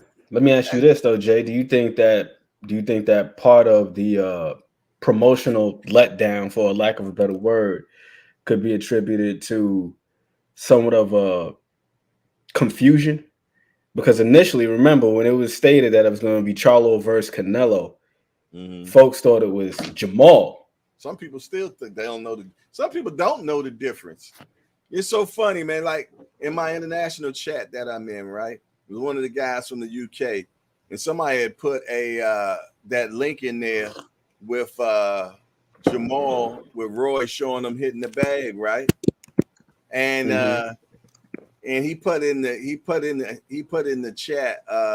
What did he say? He said, "Why is he not over there with Derek James? Why Derek James let him? Why is he over there and not with Derek James? You there?" And I'm laughing, right? Because he's supposed to be a hardcore, but I always call him a casual anyway, because he always saying a whole bunch of casual shit. I ain't gonna say his name, but yeah, and I put in there because that's Ronnie Shields' guy, and Ronnie Shields sent him down there to get with Roy. You know, and I'm like, but my thing is, how do you don't know that? I think what you said, some people can't tell them apart, even though they're identical. I can tell them apart from looking at them, so especially when you look at that hairline, right? And then also just like the broader face, and one is a little bit got a little bit more size, and the personality. The personality is totally different, man. Personality is totally different for sure, man. Thomas Hill has entered into the benevolent Thomas Hill. That's my guy, the benevolent Thomas Hill. That's what I call him. Yes, hey Tommy, come on up in here, bro. Come on up in there, Come on, man. Come on, man. Bring that beautiful mind of yours up in here, boy. Hey Jay, have you seen that video of Roy taking Jamal fishing? Yeah, bro, that really touched my heart. I ain't gonna lie to you. That's how I know I'm getting a little bit older. I'm getting a little sensitive. I seen him snapping. See the he fishing. teaching, I said, man. man, There was some 2 big red snappers too, man. yeah, some big fish, man. Man, Big I love fish. it. I would have loved the Escovitch them, Jack. Throw the peppers and the onions on there. Yeah, man. Ooh-wee, man. Yes, indeed, man. I was back in the day, man. I used to Escovitch. I think the last time I Escovitch probably is about 2 years ago now. I used You to keep do the it. hairs on them, right? With the eyes and everything. Come on, now. You gotta Come keep the on, whole man. thing. Gotta keep all that. I don't eat the eyeballs though. I don't do all that. But yeah. You definitely gotta keep the whole head on it, Jack. Yes, indeed. I don't know about that, Remo. I think that they gotta do what you were talking about the other day with the whole WWE thing and take advantage of some of the storylines that are already existing and just concentrate them. That's how they can get to the casual audience. People love stories. People love narratives. I mean, we see it on Twitter. That's all people do is argue about the narratives. Yeah. When's the last time you seen somebody on Twitter pull up clips of a fight and be like, well, this guy struggles with this, and here's proof of concept. Look at this. This is this guy struggling against the southpaw jab, or this is this guy struggling to cut the ring off. It's always, well, so-and-so ducked this one, and this one's supposed to fight this one, and so on and so forth. So people love narratives. And these promotional entities, they got to take advantage of that. I think that's how they get to the casuals. Create the story. Yeah, that's so. And they love to argue anyway, man. And that really, you can see it in here sometime, man. Like how the last time we had that big panel, and everybody started going crazy about Tank, Devin and Shakur, man, about the money and shit. You did, yeah, man. Yeah. I had to interject, man. Like, nah, let's talk about how they can win the fight, because this other thing is a dead issue, man. Waste of time, because we ain't about to see that money. None of that money, man. I ain't gonna sit here and argue about another man's bread.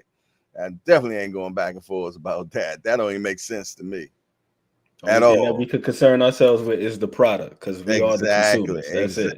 Exactly. Are we getting the product or we not getting the product? If not, and the pluses and the minuses, man. Let's talk about what they can do to be better. Where their weaknesses is, and when you started doing those type of things, man, then you started making better decisions on who you think gonna win a fight. You dig? Instead of just basing it on narratives and things of that nature, man. You got to go in there and start exegeting, breaking that thing down, man. And after a while, you be like, wow, now I see why he should win. Or wow, now I see why he can't win. You dig? I mean, but there's always that other 1 to 2% shit happens. You dig? Yep. But you'll definitely come up with a better hypothesis, man, if you sit down and study the fighter. And you can't just watch one of his fights, man.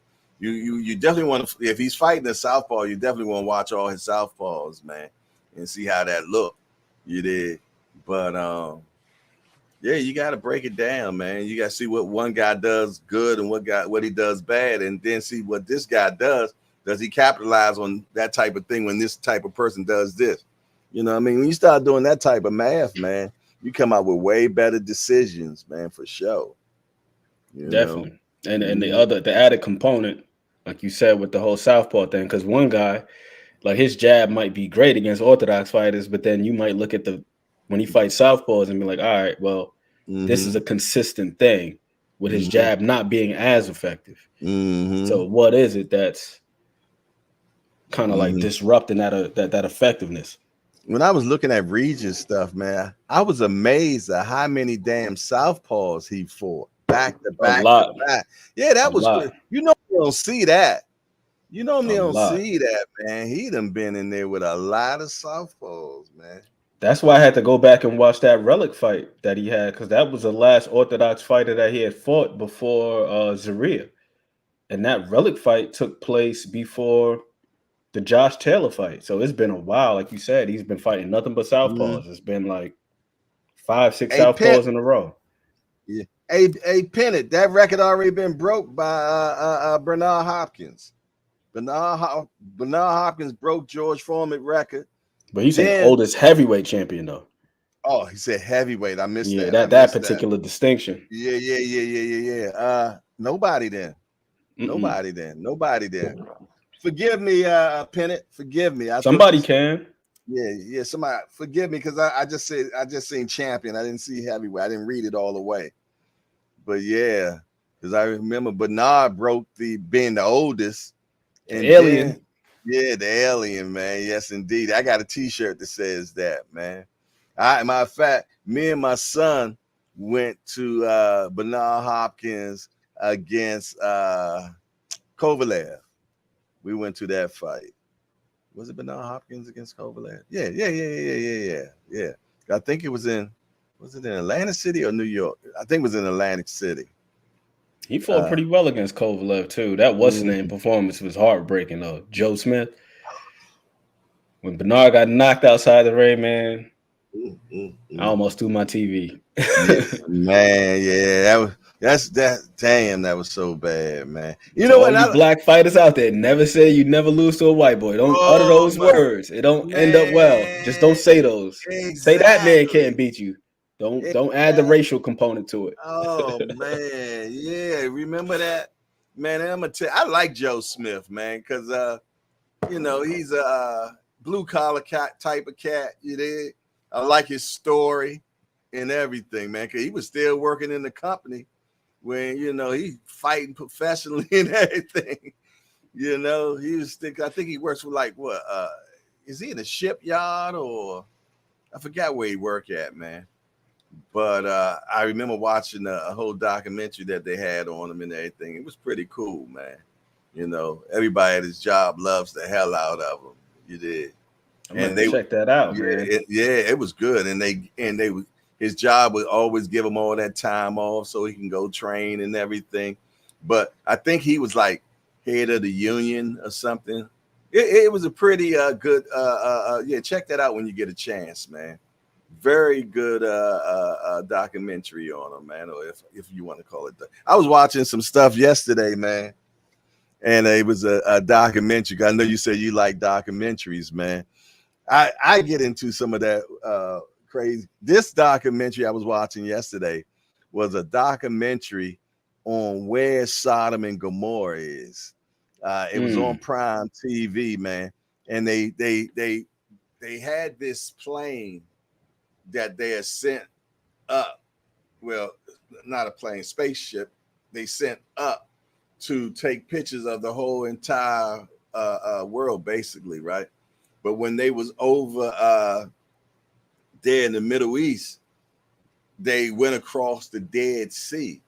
And inside the Dead Sea, they seen two different things that looked like it was man-made underwater.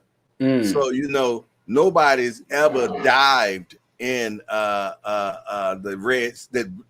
Dead Sea before. So they got this submarine, this little submarine that can only fit two people, and they took it to the Dead Sea. They got permission and everything to go because they feel though that part of Sodom and Gomorrah is actually underwater. They think it's in the Dead Sea. So when they try to get one thing, I don't know if people know that the salt content in that water is so crazy, the buoyancy, you can only float in it. Yeah. You can't go. Yeah. So the submarine wouldn't go down. They had to put 1,200 pounds of lead inside of it for it to start submerging. I was like, wow. But it was a pretty good documentary, man. If you're into stuff like that, it's real good. Go check that out. I watch all the name of it, if you don't mind me asking. I'm about to see if they got it on Documentary Heaven.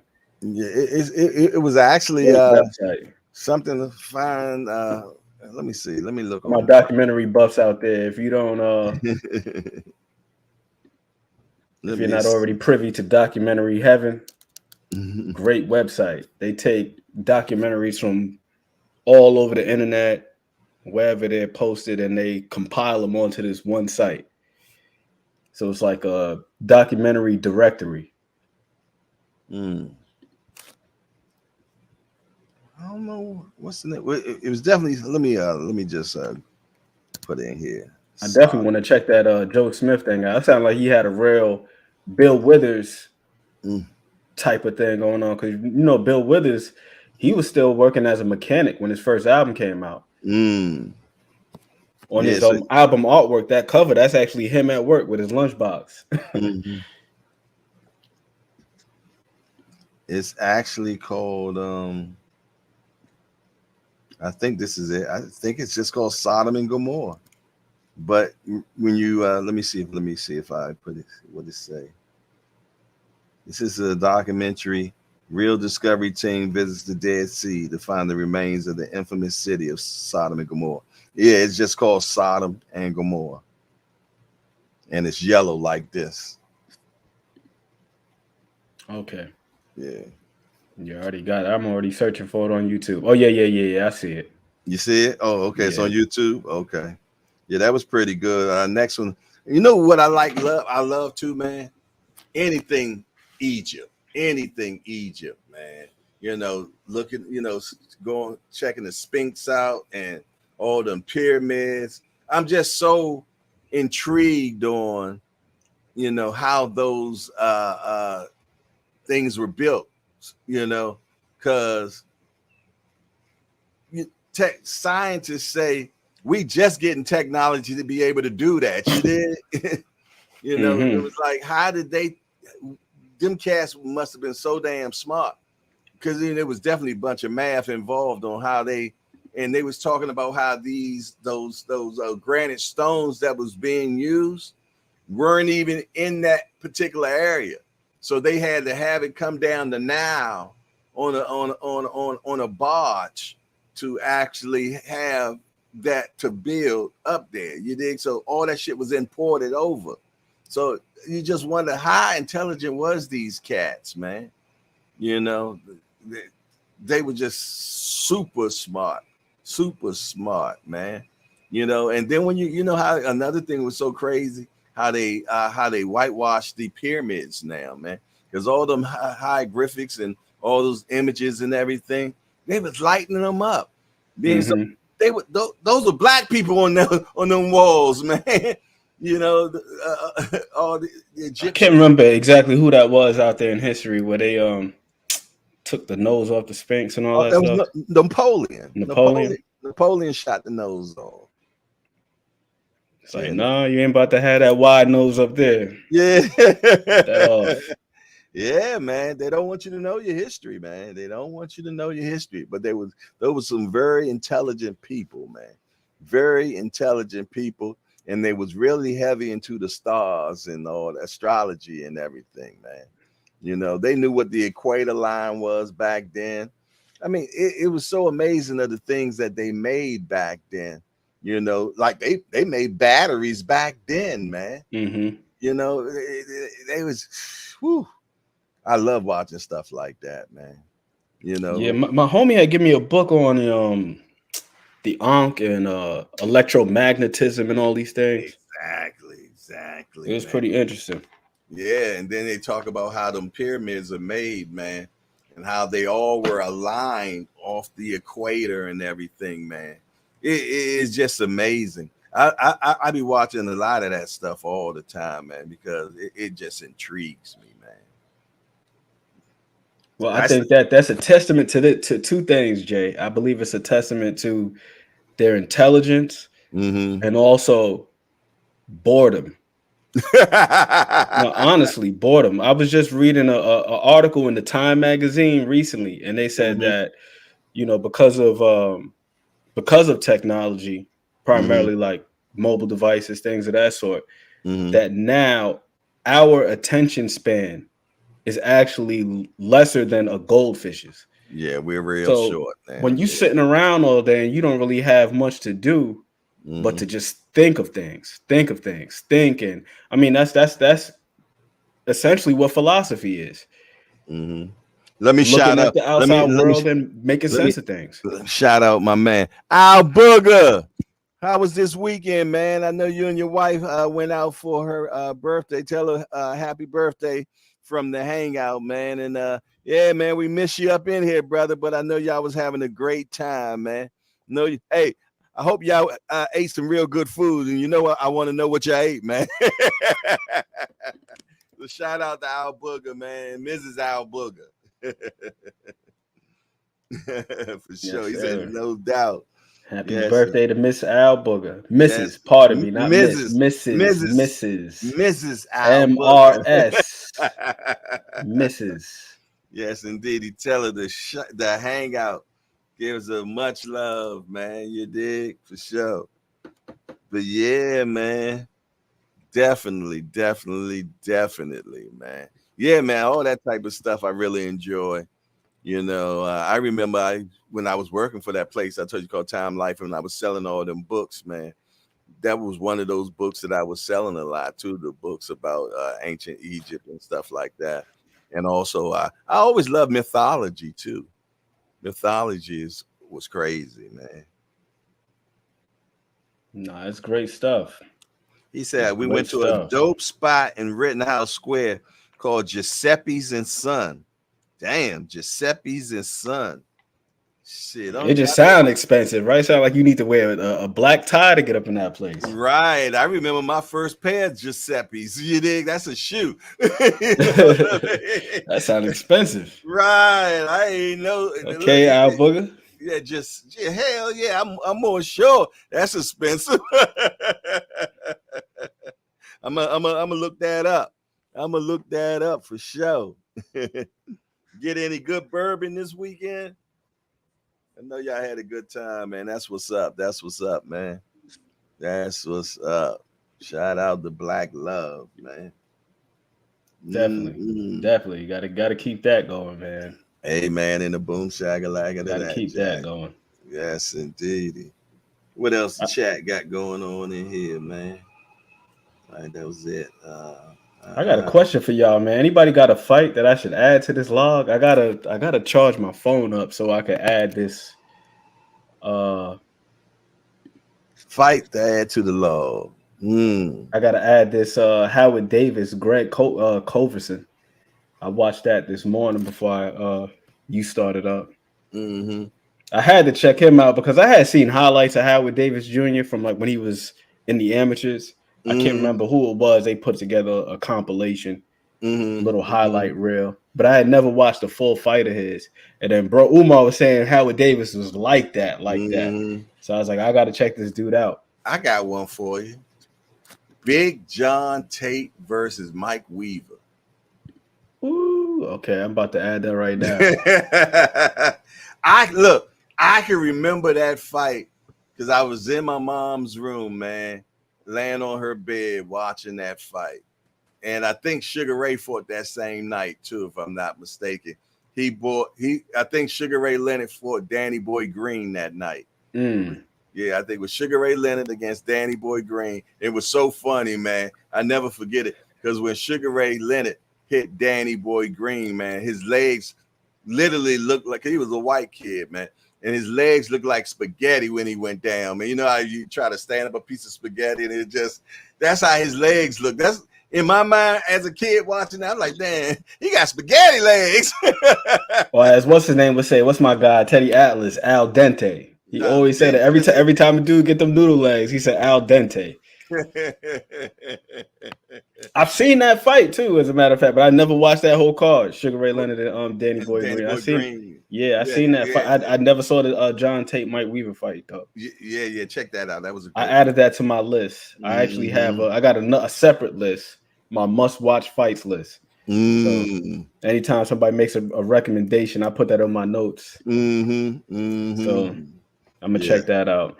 Yeah, that was good, man. Big John Tate and Mike Weaver. Yep. And I'm pretty much sure Ray was on the undercard for that. Did Ray do commentary for that? What's the name too? For that? It seemed like he was doing a lot of commentary back in those days. Yeah, well, the commentary came after the retina. Yeah, after the retina. Yeah, that's when the commentary started coming in. Man. I was watching that Howard Davis fight. I hear the voice. I'm like, is that Sugar Ray? And then the other commentator. Him and George was doing it. Him, George, and Royce was all doing it. It was all color analysts. You did. Yeah. And I don't remember which comes. He was doing it too, man. And then he got popped, and they took him out of it. Antonio Tarver. You know, I like Roy as an analyst. I really enjoy Paulie Maldonado, man. It's a shame that whatever happened Paulie's with so that smart. situation. Paulie's smart when it comes to that boxing, man. He break the shit down. You know who else is a good breakdown too? The kid that fought Spence, man, that be cooking. Oh, Al Jerry. I like Al Jerry too. Yeah. He's smart too. He's smart. I like him too. Yeah, he's smart. I like him. I like Andre Ward's analysis too. Yeah, Ward kept it real. He wasn't ESPN at all. He wasn't an ESPN type. Why they let him walk? Yeah, I'm more than sure that's why they let him walk. You know, they want people like Tim Bradley, man. I'll tell you, I call Tim Bradley, man. I know I shouldn't say it, but he seemed like he was the luckiest boxer alive, Jack, man. He got so many questionable wins.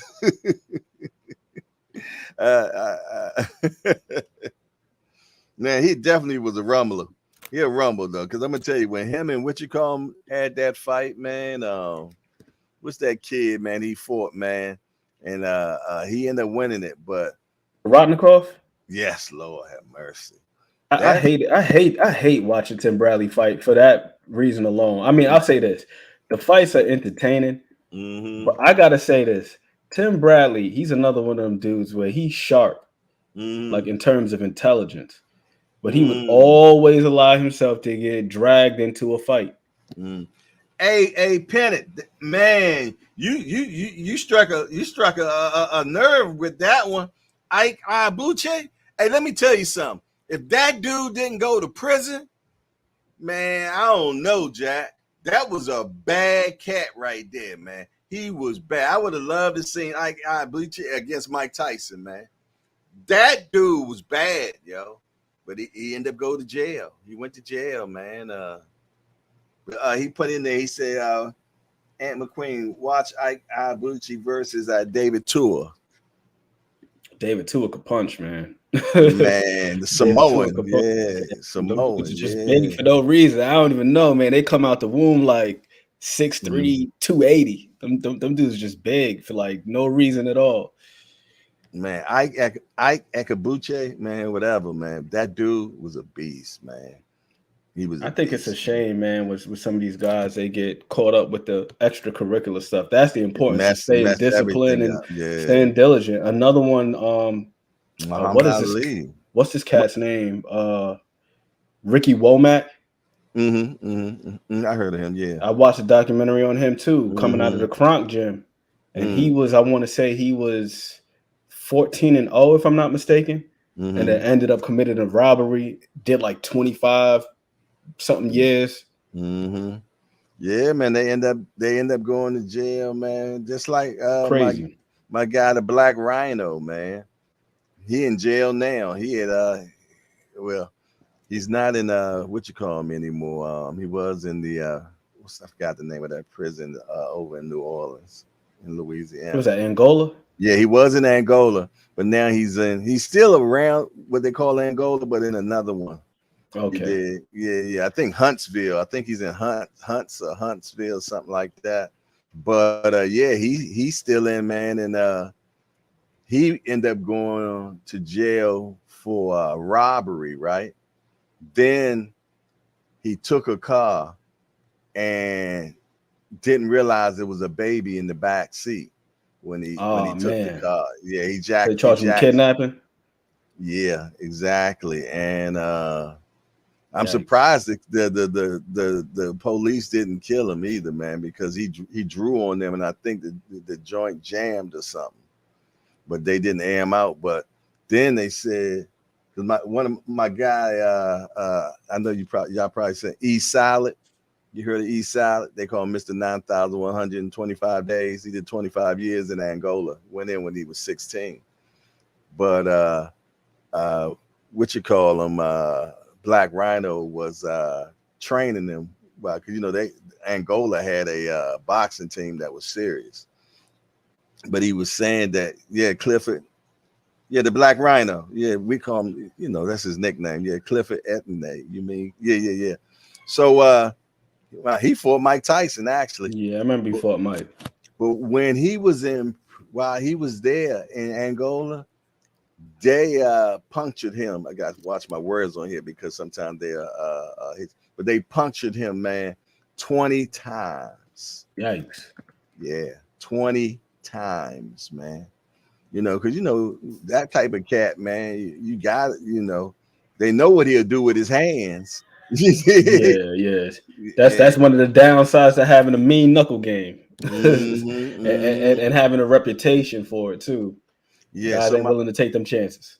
so my guy is he's into that law library and all that stuff, and he ended up giving his life sentence back, and he out now, and he does real well on YouTube.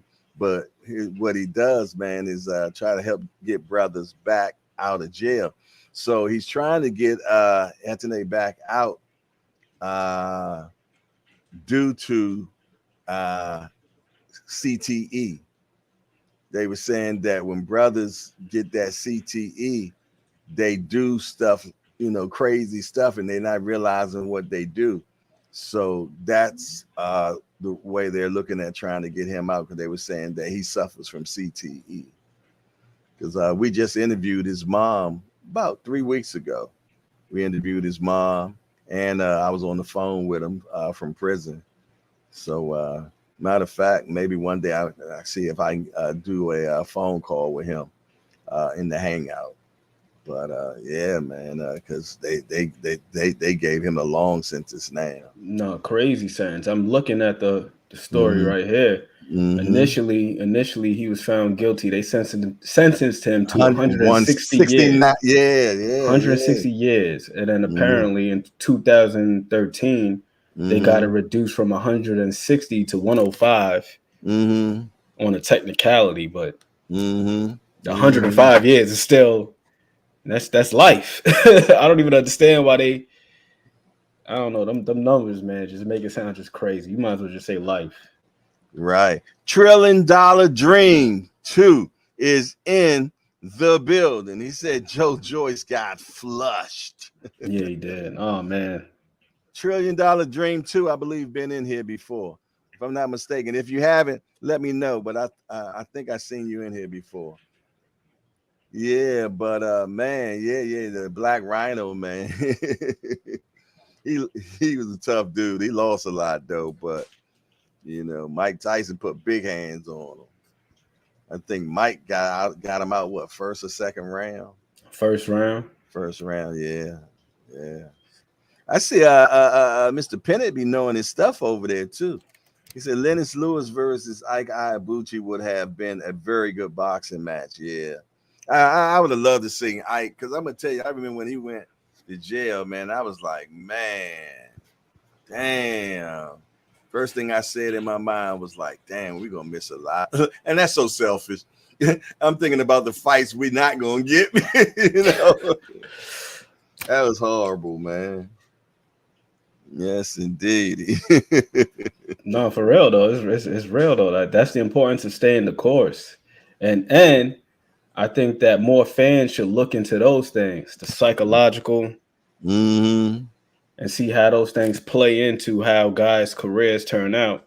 Because we What? often like to say, "Oh, well, that's an excuse, this, that, and the third." But no, it's Mm-hmm. got to keep yourself Matter of together up fact, here. what you call him back in jail too? What's Who's his that? name, man? They call his nickname was Hardcore. Bald headed dude. I think he was from Philly or New York. Heavyweight. Um, I know who you're you talking know, about too. His name is definitely yeah, escaped. I know exactly who you're talking about though. yeah. They call him Hardcore. I can't remember his name. You know how my mind. Hey, Pennant. You remember who the guy, the bald headed dude, uh, was in prison, got out of prison, started boxing, and damn, what's his name, man? I'm trying to think one of his opponents. Who did he fight? If I can think of one of his opponents, I can pull up the box rec on his opponent. Who did he fight? Who did he fight? Who did he fight? I'll tell you what, why don't I just Google nickname hardcore in boxing.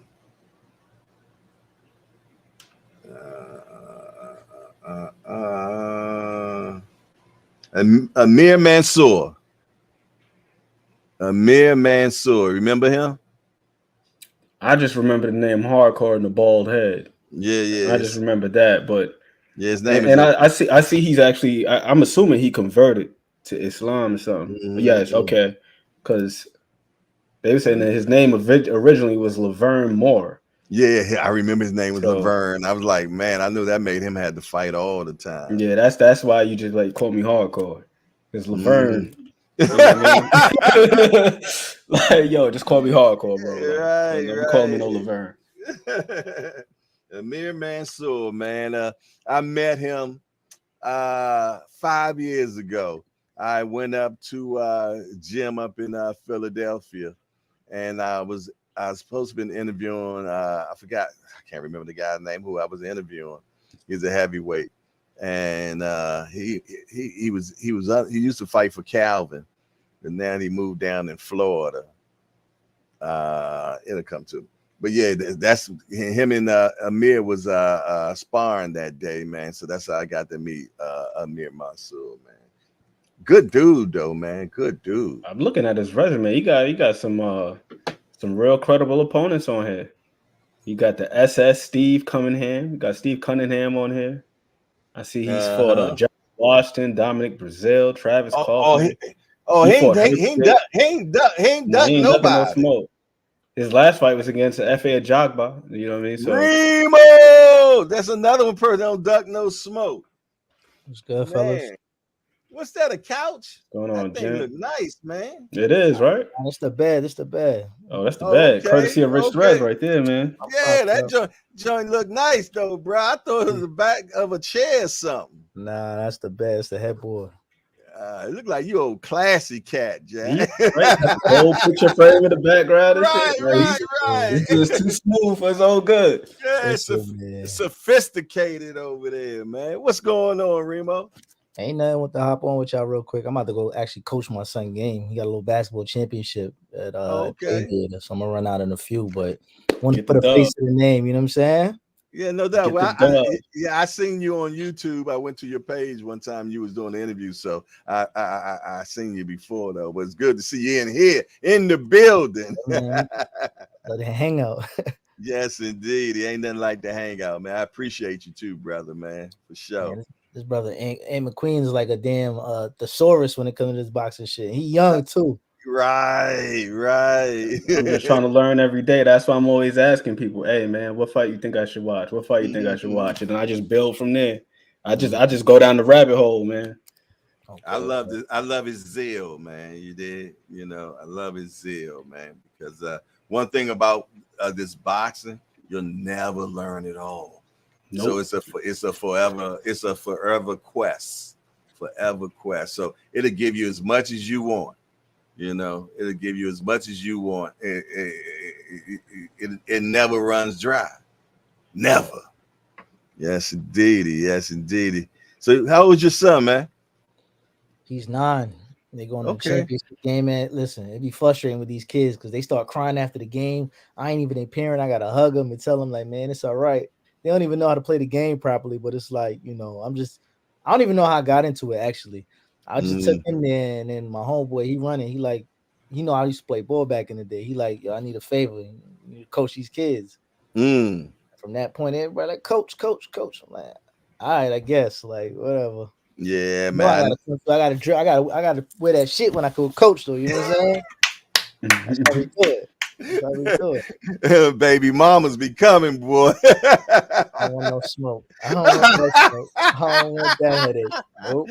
Yeah, nope. I can dig it, man. Absolutely not. But definitely, I watched some of them fights yesterday. And Africa Sharp, man. Man, is he ever? He's a sharp dude. And, I'm gonna big him up more because he's from Flatbush. I'm from Flatbush, so okay. He's from the projects around here, whatever. They actually. I'm gonna drive over there today. If they still got they got that mural. I took a picture. I was out in Flatbush probably about 2 weeks ago. Actually, last week, and I took a picture of it when I was down there. Yeah, it's nice. Yeah, got the Flatbush zone on it and everything. Facts. That's what's up. He was real sharp last night. And I'm like, yo, this dude, all right. See, the thing is, when I'm learning the game, a lot of these young cats, they all watch Pretty Boy. So a lot of them ain't taking the risk, but they so technically sound that they make bangers look minute. Because like they really can't get into it, because when they start getting close, they hold them with something like to reset them. So it's like they really can't get that aggression off, and by the time you look around 7, 8 round, they face be beaten down because they've been jabbed all fight. So they don't really need a crazy brick hand to really Tank different animal. He kind of crazy in the head, and his upbringing gets him so angry that to the point where he's like, when he starts getting touched a little bit, it's like something clicks off, and then he just goes crazy. Let me go for the win. Not saying that he's not technical, but those dudes are so technically sound that they don't really take a lot of risks. But during the fight, they're doing so much damage that you like, damn, when he hit him like that his face is all beat up. That's right. Yeah. And that's that clinic, man. That's that clinic. And I'm gonna tell you, a lot of these youngins, man, are really starting to master range and distance. Not to get hit. Yeah, I finally watched that Shakur $1 million worth of game yesterday. And and that's what he talks about. He's like, man, I'm all about that defense, man. I'm all about that defense. You did. So, and then I like what he said too, because I'm gonna tell you, a lot of boxers don't watch boxing. It's crazy, right? But I didn't ask many of boxers, and some of them don't like watching boxing and everything. But Shakur say, man, I watch boxing every day. That lets me know he's a student of the game as well, man. You did. So that means he's forever learning. He's forever learning. You did. So, like I said, man, that him and Tank fight. Must see TV. Must see TV. You see, Shakur got that leg tattoo. What was it, last year?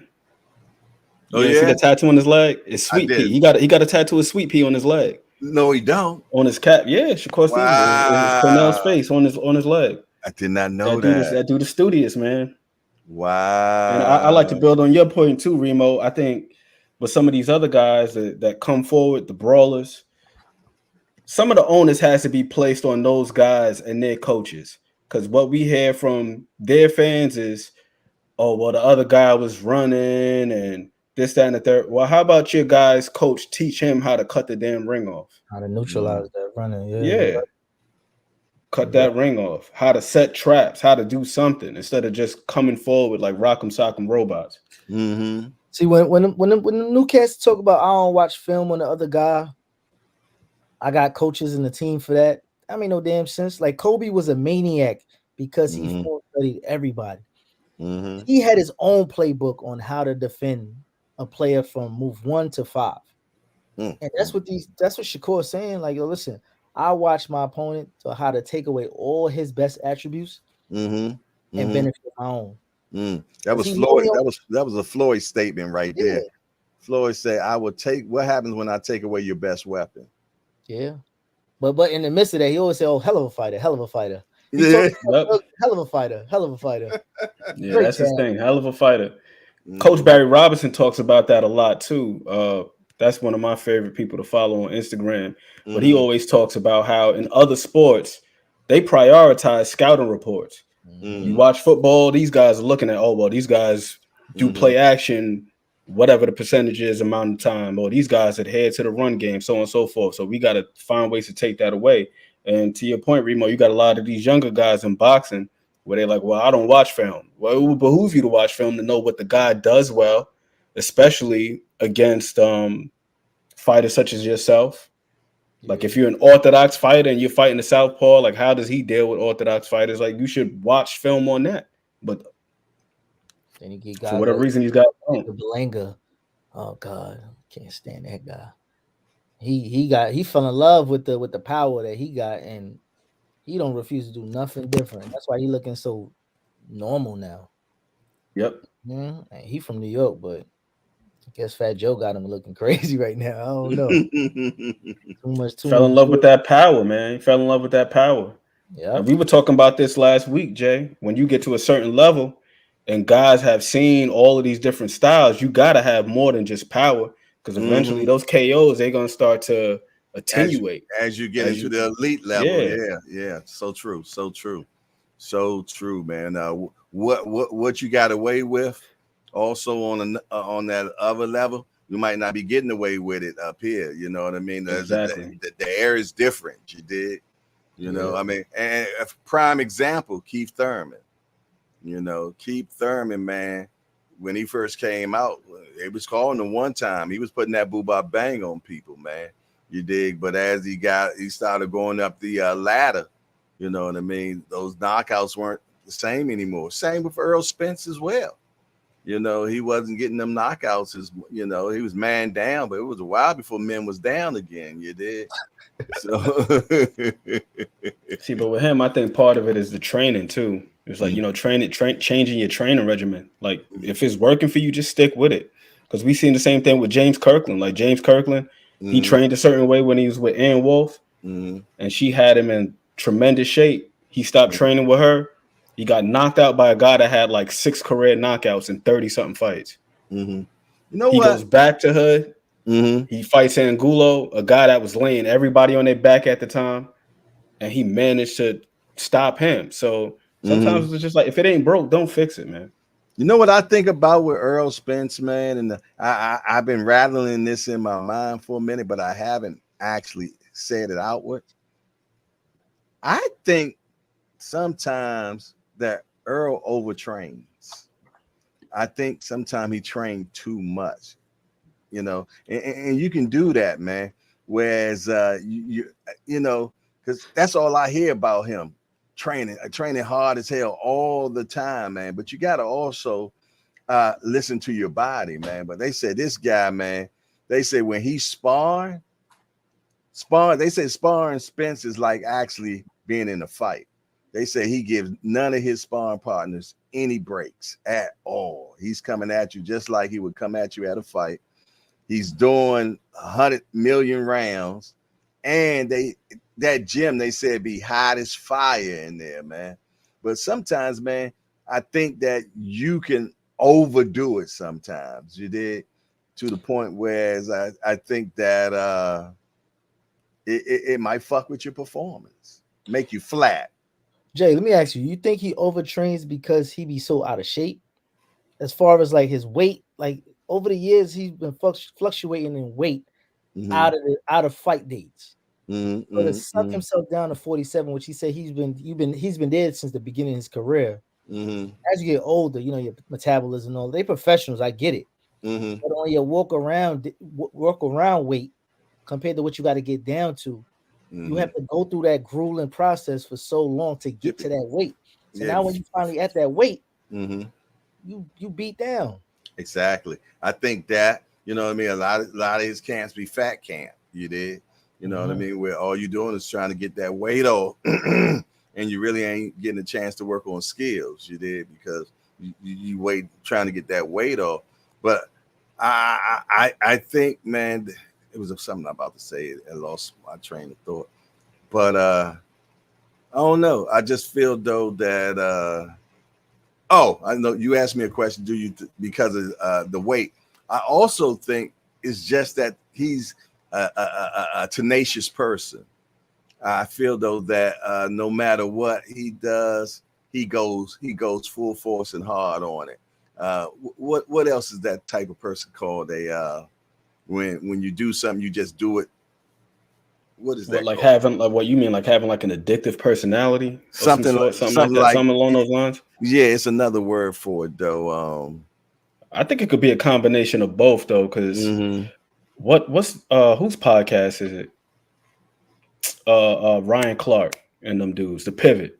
When he did the interview with them, he alluded to what Remo was saying, which was he would be blowing up in between fights, hanging out, partying with Adrian Broner and things of that sort when he didn't have a fight date.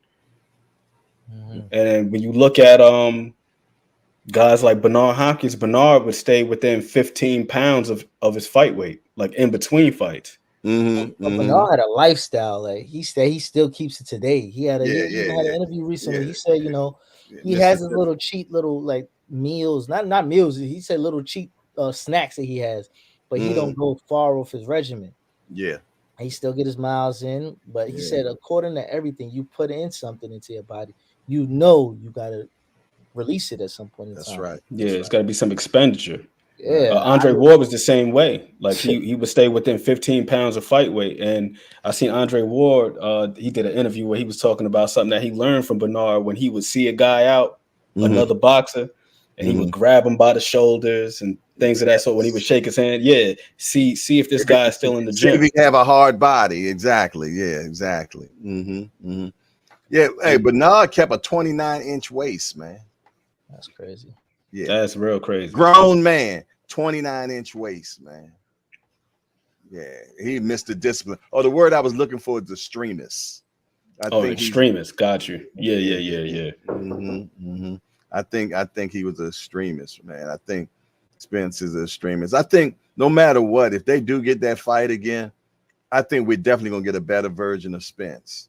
I really do. At what weight? Either way, I think you're still gonna get a better version. I hope. I hope he does get that guy. What's his name? Blu-ray.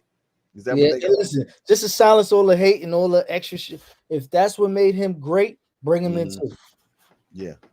Bring it, bro. Whatever he needs as his advantage. You want to pay Boots $750,000, whatever. But the thing in a nutshell is, man, no matter what, something wasn't right. We all seen it. We ain't blind.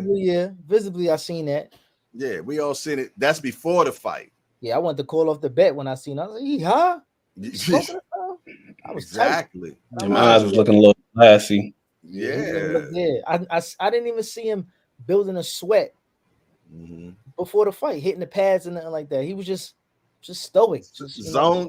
He looked like he had a good strand. That's what it looked like to me, man. And shit. We know when people look high, Jack.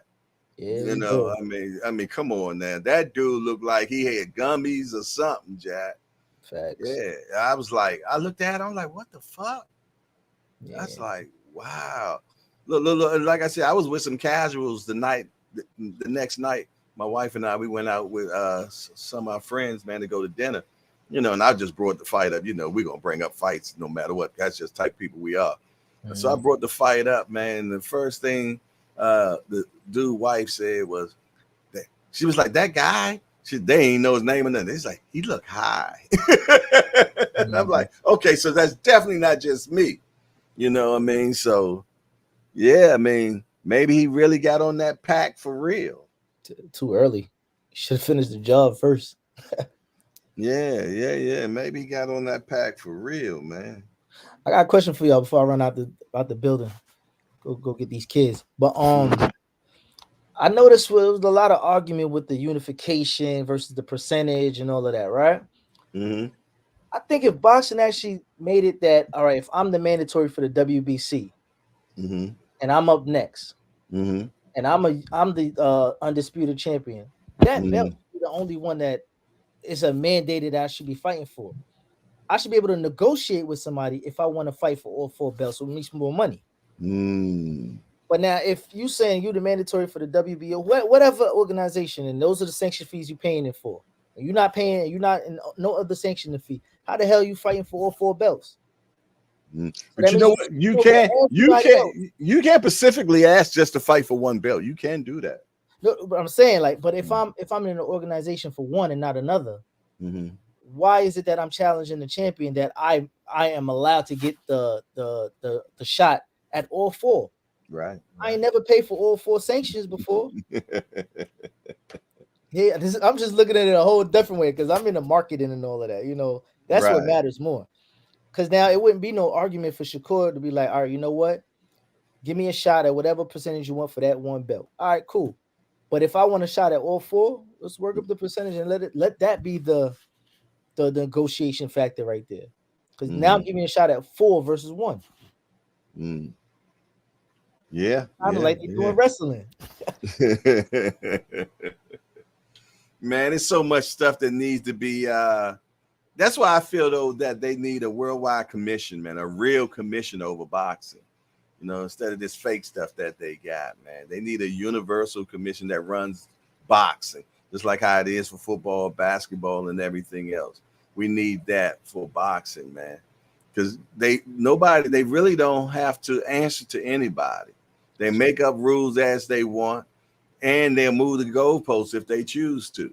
They can blatantly. I done seen Mauricio Suleiman say one thing, and then go completely against what he just made up. So they can do whatever the hell they want, man, and that's what's wrong with boxing, man. It's still the Wild Wild West. Ain't nothing changed. It's still the Wild Wild West, man, and they make rules based on the situation, and they break rules. The only sport where the top guy and the top person don't play each other. Everybody else got a playoff. Everybody else got a tournament. They got something, but boxing is the only one where I could be the best over here at this division, best over here, and I don't have to come see you because the numbers ain't proper. Yep, simple as that. See, they don't have that motto in UFC. Yeah, no, they fight everybody. Yeah, everybody got to fight everybody in UFC, and that's how we need to be over here, man. But I don't think they're gonna. It's always going to be the Wild Wild West, man. Because they don't want no commission. They don't want none of that, man. The way boxing is now is still the same way boxing was in 1920s and shit. Ain't nothing really changed except the headgear and the boxing gloves and all that shit.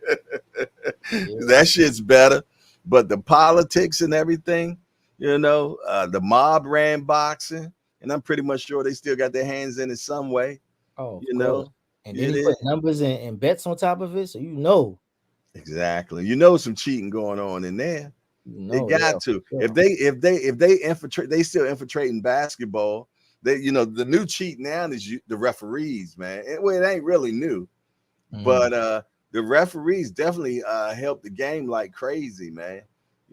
So they need to get younger referees that could actually move and pivot and be on the same side. I see a lot like Hitchison. Hitchison's a smart dude.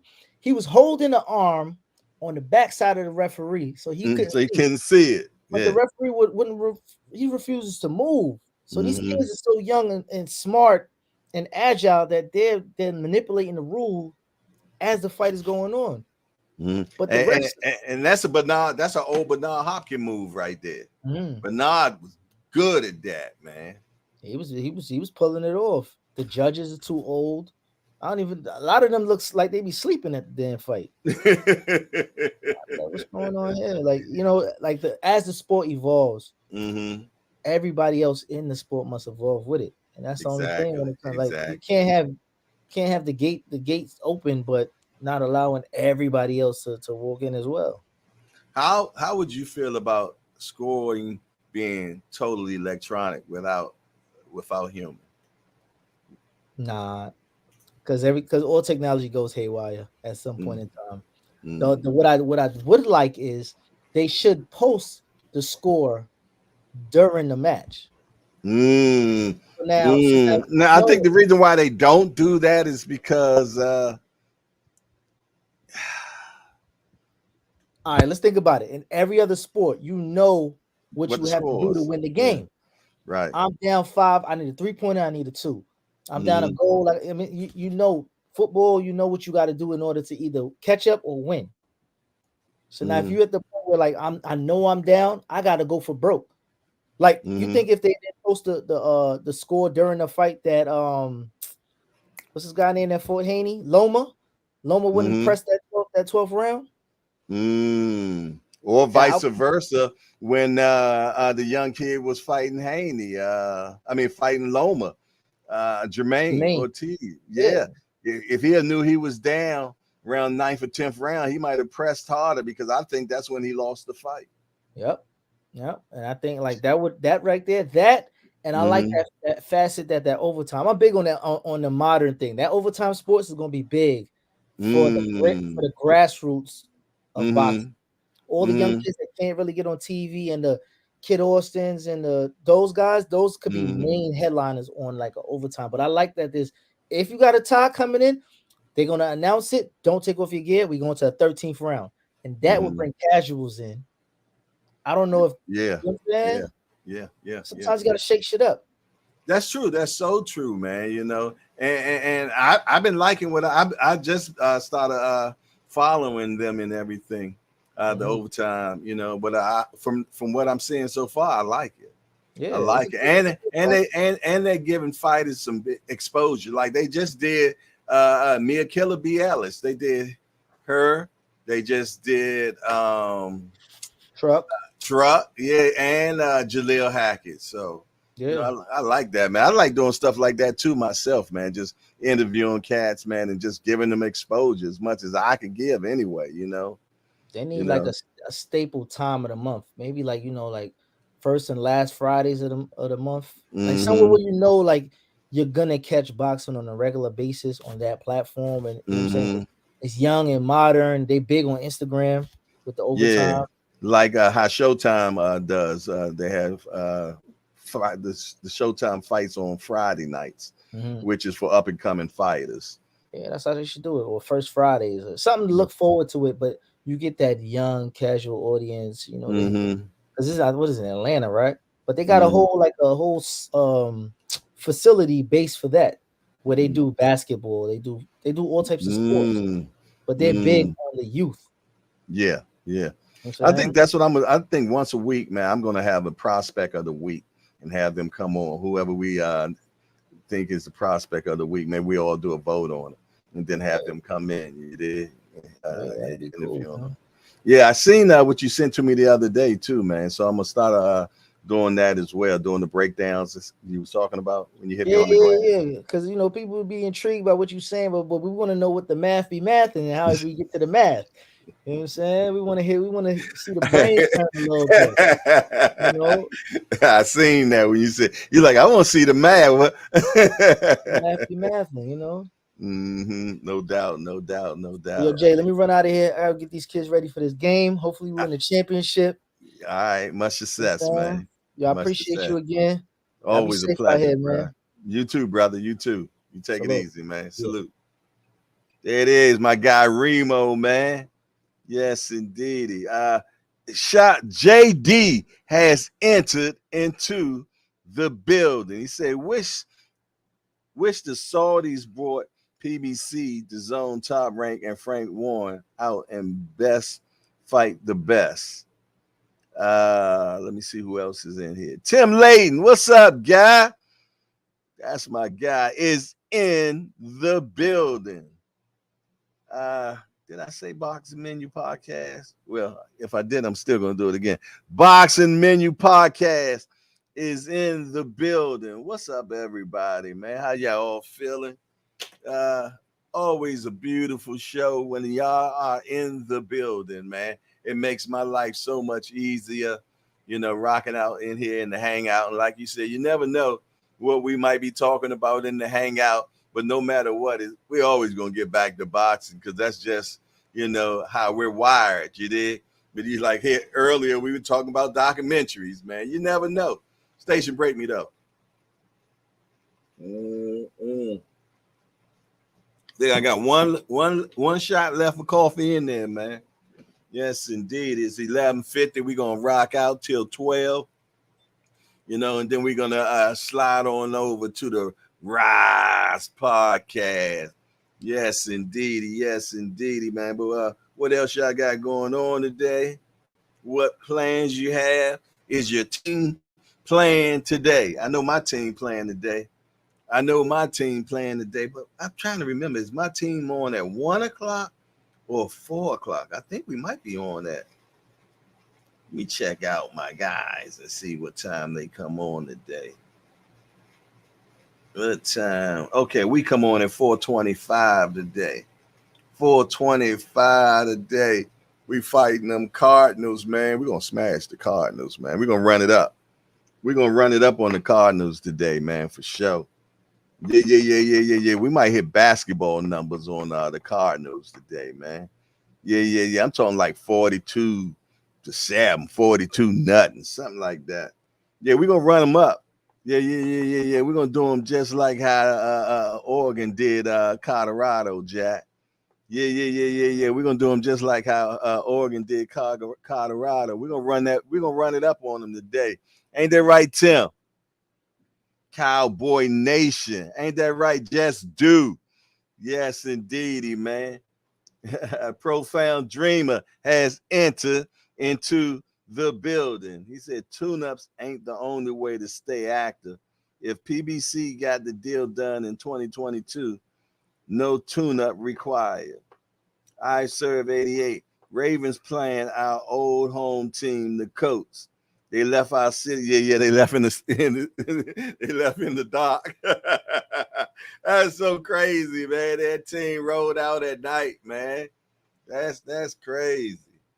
That's crazy. Let me look at our schedule right now, man. Damn. Jaguars, Seahawks. Damn, when we play the Eagles? Okay, we play the Eagles November the 5th. Play the Eagles November the 5th. We play the Deadskins on my mother's birthday. Yeah, November the 23rd, we play the Deadskins. And we play them again January the 7th. All right. That's what's up. But yeah, we're gonna run it up today. Yeah. Wait a minute, man. Maybe it might be 49-0. Yeah. We might just shut them out, man. We might just go ahead and shut them. But you know they're gonna be coming rumbling, man, because they 0-2 right now. They 0-2, so they when you're losing like that, man, they're main concern. But as long as I beat Dallas, that's that Redskin model. As long as we beat Dallas. Yeah, sports having, it is. Man, I'm trying to tell you, man, we're going to run the bag up on the Cardinals today, man. Maybe 49 zip. 49 zip, man. Some crazy number like that, man. I think we're going to hit the 40s tonight. Yeah. I think we're going to hit the 40s tonight. King Larry 5 is the first time in the building. Hey, King Larry 5, we want to welcome you to Hardcore's Hangout. We're just a bunch of hardcore degenerates, man, to get together and talk about this beautiful sport called boxing. We only got one rule in here: no hitting below the belt. That means we don't talk about nobody's mama. Other than that, man, we want to welcome King Larry 5 into Hardcore's Hangout. Yeah. He said, Hardcore, I just heard something on somebody's podcast about Tank might fight Thurman. That sounds kind of crazy to me. You know what's so crazy about it? I just said it in the beginning of the my podcast, man. Yeah. It's an industry buzz about that, man. It's an industry buzz about that. And keep in mind what Coach said. Now Senior said, nah, he definitely don't think that's happening, but Coach said it's something that's going to shock the world. Nobody would think about Tank fighting Thurman. You did? And the crazy weight, I heard it might be at 45. Okay, I appreciate that, King Larry. I appreciate you coming over here, man. And I hope you subscribe, man. We definitely need everybody's subscription, man. If you're in the building, man, and you like the show, make sure that you subscribe, man. We're trying to get to 5,000 subscribers before the end of the month. We at 4,600 right now. We need a cool 400. Actually, a cool 398 to be exact. So yeah. We got to run almost 400 down this week. Yeah, I think we can do it, though. I think we can do 400 subscribers this week, man. Said Coach Kenny said fake news already. I can dig it. Yeah, he would know, man. He would know, right? Matter of fact, I just interviewed Coach Kenny, man. I'm going to give him a call, matter of fact. Yeah. He said fake news already. Yeah, I seen something yesterday. He posted and said all cap, CAP. You did. Appreciate that. Appreciate that. Much love, man. Thank you very much, man. That I really appreciate that, King Larry 5, and looking forward to breaking it down with you, man. Yes, indeed. One thing about being over in the hangout is just a spot that we chill and talk boxing at, man. You know what? And sometimes we might talk about cooking, man. We might talk about football. You never know, because in a real hangout, when you just hanging out and chilling, the conversations go all over the place sometimes. You know what I mean? But one thing I about to say up in here, man, it ain't no disorder up in here. It ain't no all that name calling. It's a sucker-free environment around here, man. We keep it real simple, man. But I'm gonna tell you, we be laughing our asses off in here, especially when that damn senior up in here. You dig? Him and I, we go at it anyway. You dig? But that's my little brother right there. Yes, indeedy, man. But shout out to everybody in the chat today, man. I appreciate Lottie Dot and everybody that came through another hardcore party. Shout out to my guy Aunt McQueen, man. Shout out to my guy Remo that came in the building, man, for sure. Yes, indeedy. It ain't nothing but nothing but a house party up in here, man. Let me check the Cash App real quick to see if I owe anybody anything on the bag. Let me check and see if I owe anything on the bag, man, because y'all be slipping things in. So let me check. See if anybody drops something. Let me see. Let me see. Let me see.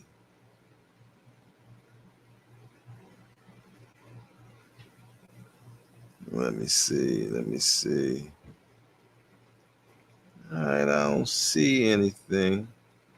Look like we good. Don't look like I owe anybody. Hold on, let me make sure now. Sometimes the check the stuff be kind of funny. I be missing stuff. Then I look, I come back and like, wait a minute, I didn't see that the other day. All right, look like we good. Like we good.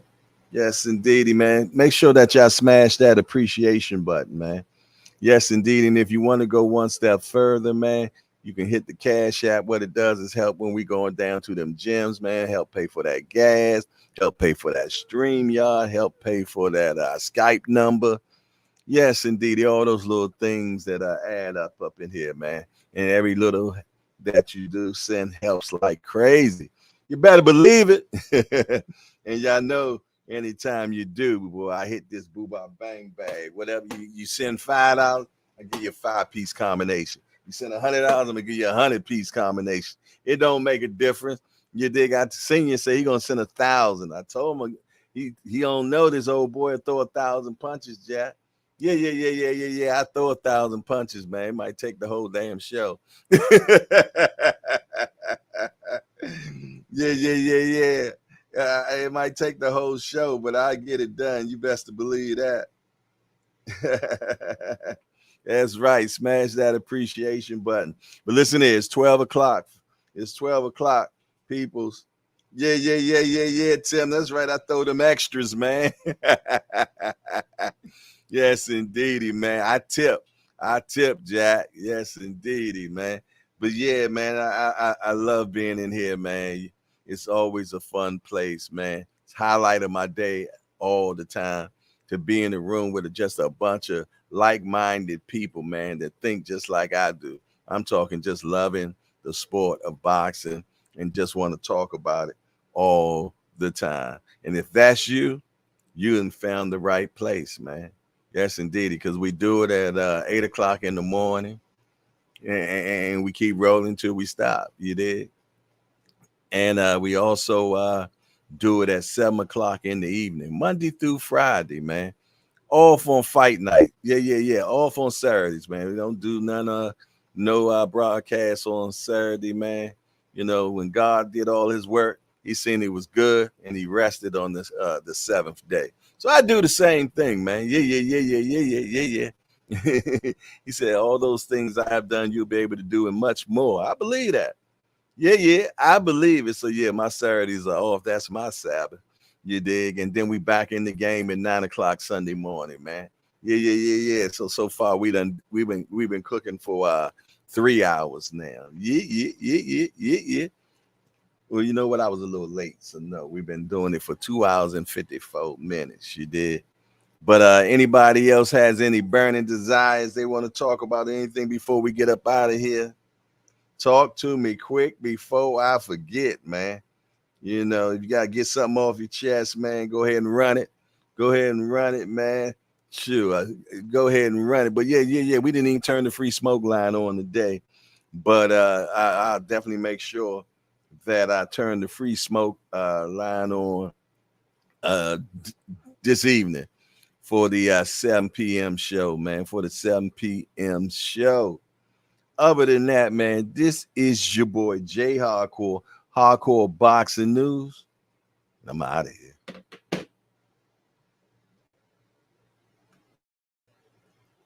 Man, I turn this damn thing off.